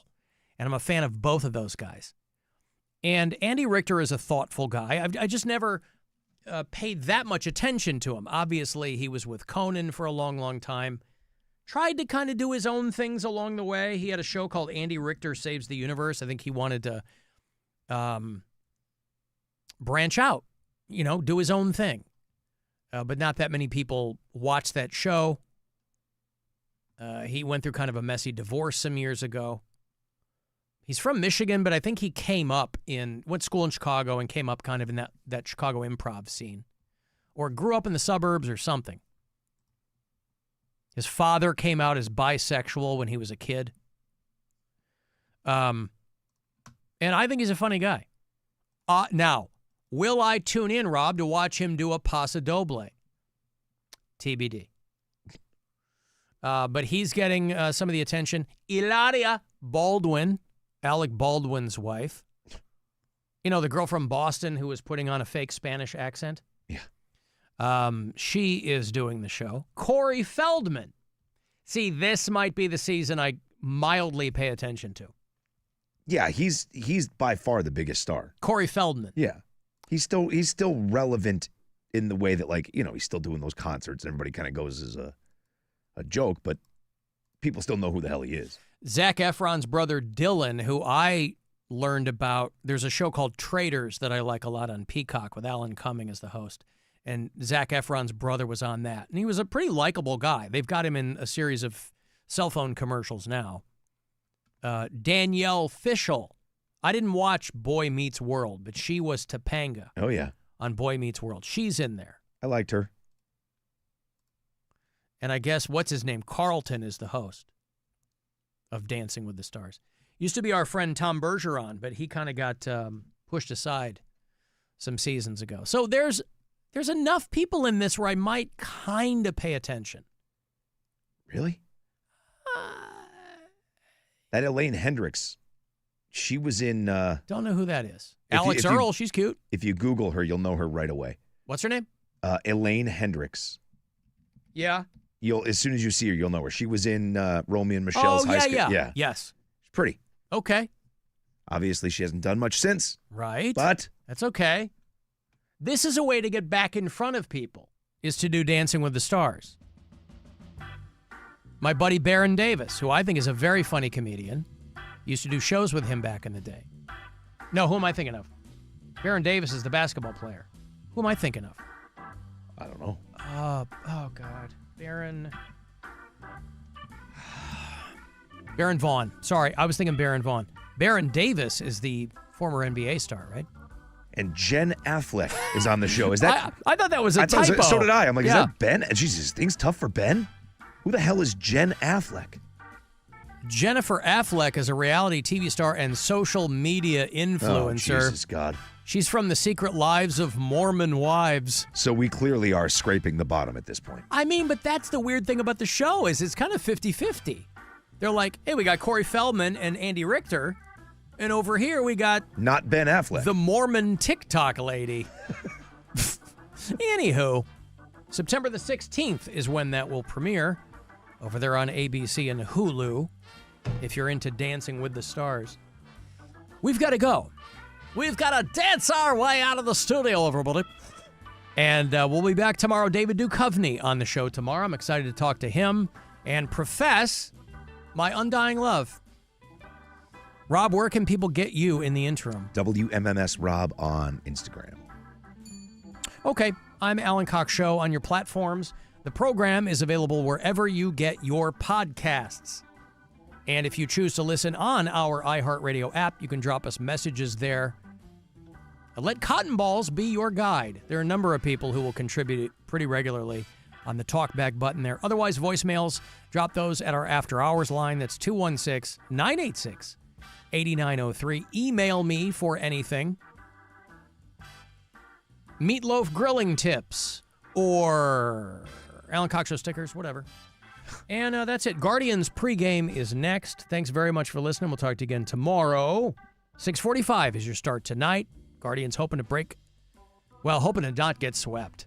Fenway Park. Let's call it what it is. We'll talk to you again tomorrow. Just before we go, I'm going to go to the bathroom for a bit. Not to cry about you leaving, but just to take a huge dump. So if you hear any crying from the bathroom, not about you. It's the dump. Be careful of what you say. Be careful in every way. Be